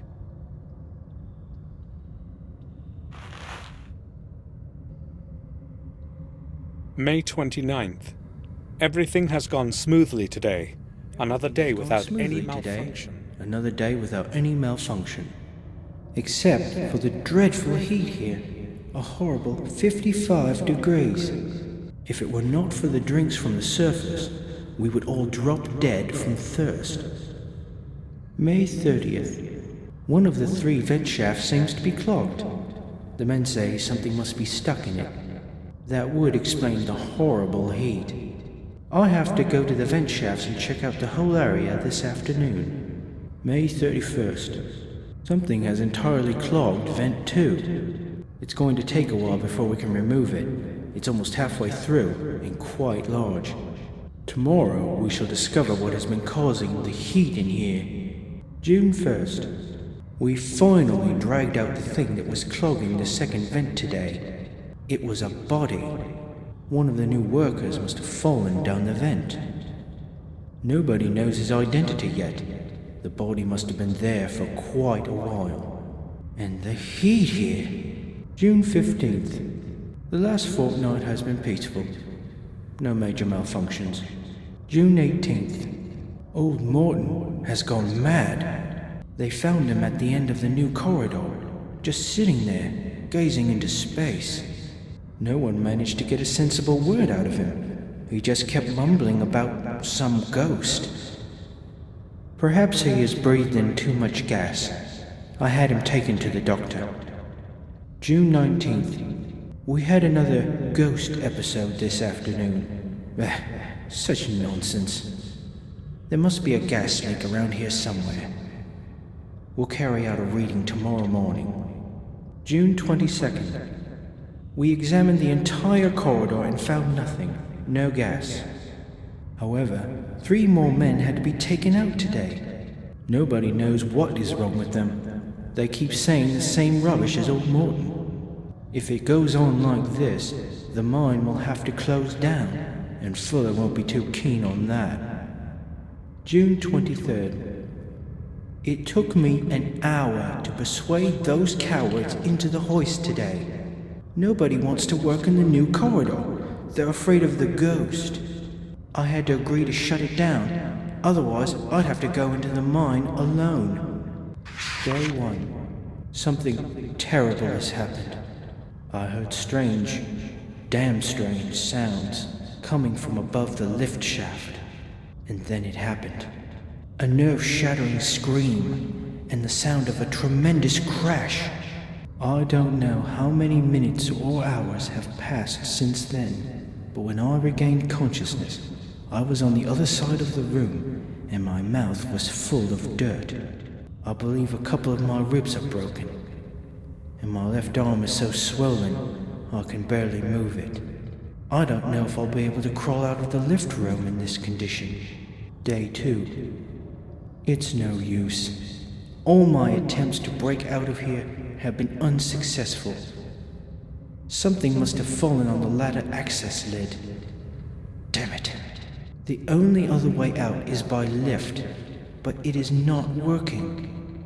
I hope someone will open the lid for me from above. Otherwise, I fear what will happen. Day 3. I estimate I've been in this bloody hole for 3 days already. I'm very hungry, but my thirst is worse. Thank God for all the moisture. I'm drinking water from the pools under the pipes. My arm hurts badly. I cannot raise it anymore. My whole body aches from screaming. But nobody can hear me. The only possibility is that damned lid, or the lift. But I can't do anything about it from here. How ironic. Day 4. I am getting weaker. I know I won't make it much longer. My arm is in flames, and I'm running out of candles. The light is barely flickering. If nobody finds me soon, I am going to die from blood poisoning, or slowly from hunger and thirst. Without light, it will be much worse than even now. I know that these are my last words, but I don't know what to write. Maybe just... If somebody finds this and takes it out to the surface, please, bury me like a proper man. Farewell.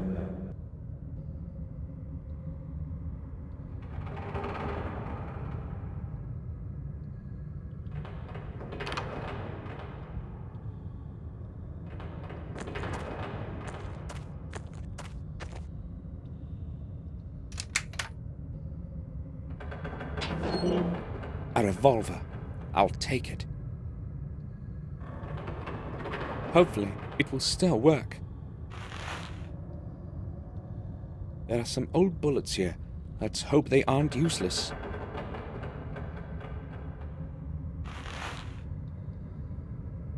Technical drawings and plans for a machine of some kind.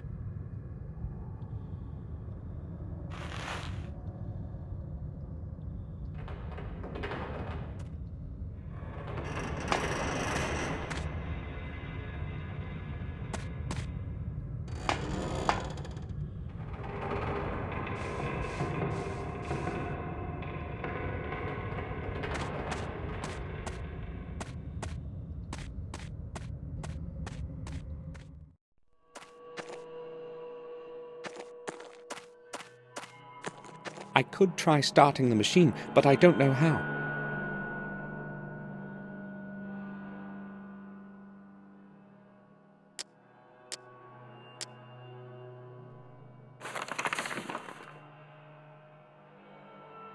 I'll try to get it to start with the help of those plans. The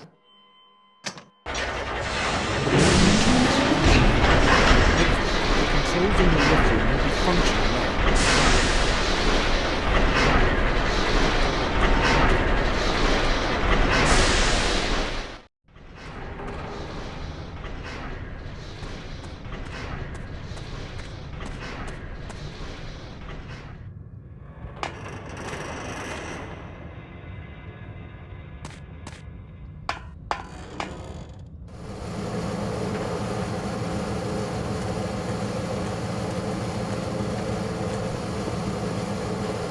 Steam is running out through one of the pipes. I should block that hole with something.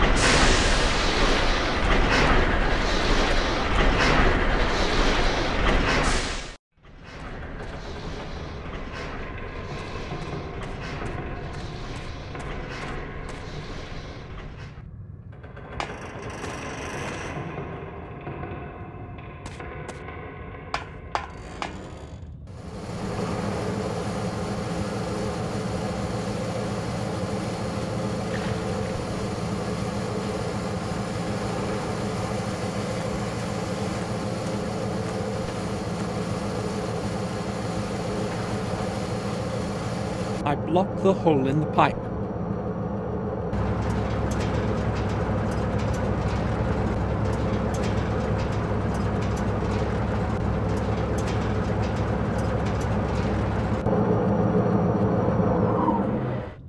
The machine couldn't take a full power input, damn it. Maybe it's just a blown fuse.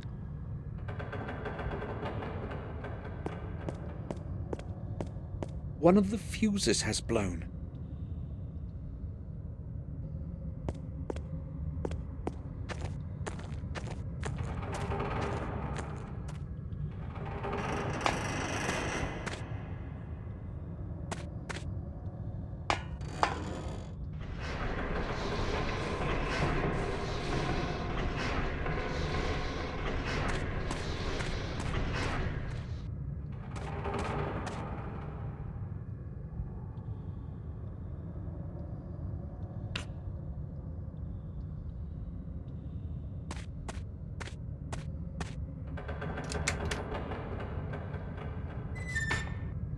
I'll try using the fuse from this box in the lift room generator.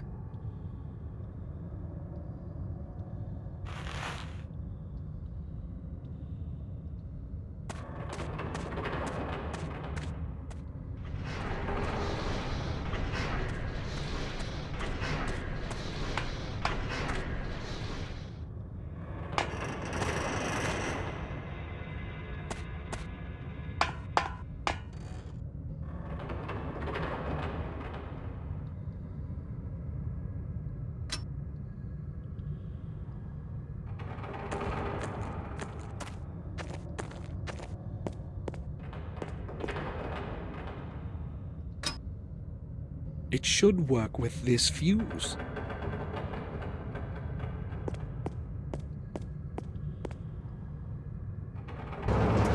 It's running full power now. I should try to call the main lift. Maybe it will work, and I'll get out of here finally.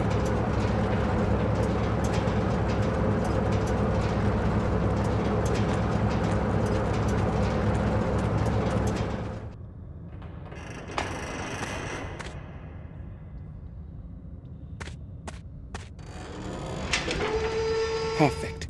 The lift is operational.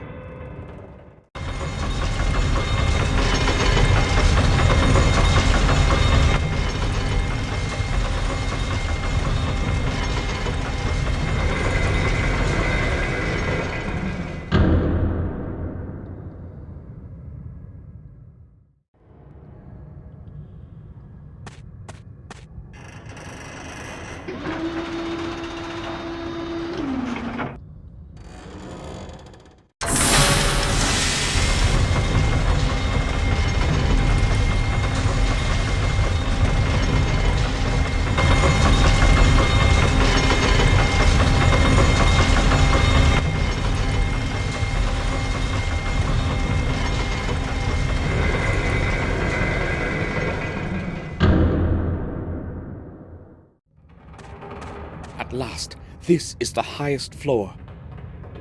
I should be out of here with only a little effort now.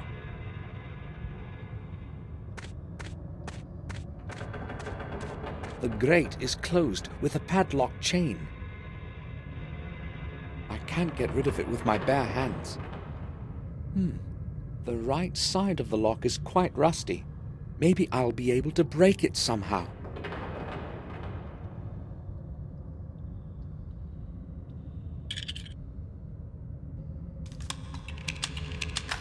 There were just 2 bullets in the box.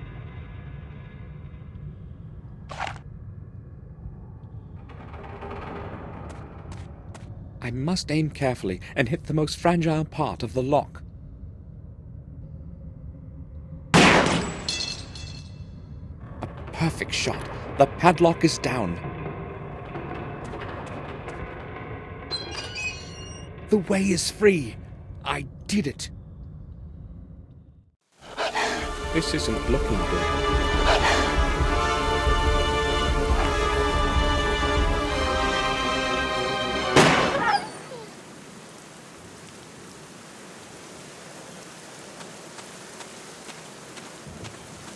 I scrambled through the vast area of the woods and set off for the castle. I was lucky today. I thought I would never make it out of the depths of the mines. Oh, Samuel. Come, join us.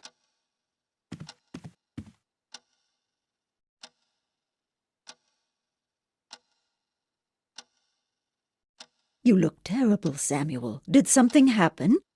No, it's just that I've had a difficult day. I'm all right. You came in rather late. I did want to have a word with you, but I have to leave for the sanatorium in a short while. Now? At night? Yes. There is a problem that cannot wait. Can't you put it off to tomorrow morning? Unfortunately, I cannot. What's this about, then? I do not know exactly myself. I will determine the situation when I arrive there. It must not be anything serious. You need not worry, Victoria. Please return as soon as possible. I do not like your going there at night in this terrible weather. It's late already. I must go now. See you tomorrow, Samuel. Goodbye. Be careful, Robert. Do not fear.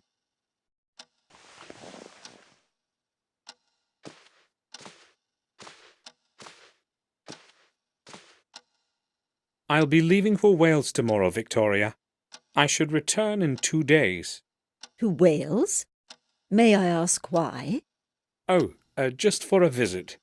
Haven't seen dear Eleanor for a very long time. I will write a letter to her first thing in the morning. Will you take it to her along with my greetings? Of course. Thank you. I'll go to my room now, Victoria. I need to take a rest. Of course, Samuel. According to William's diary, the next key has to be in the Wales Manor. I must not delay. I'll set off tomorrow.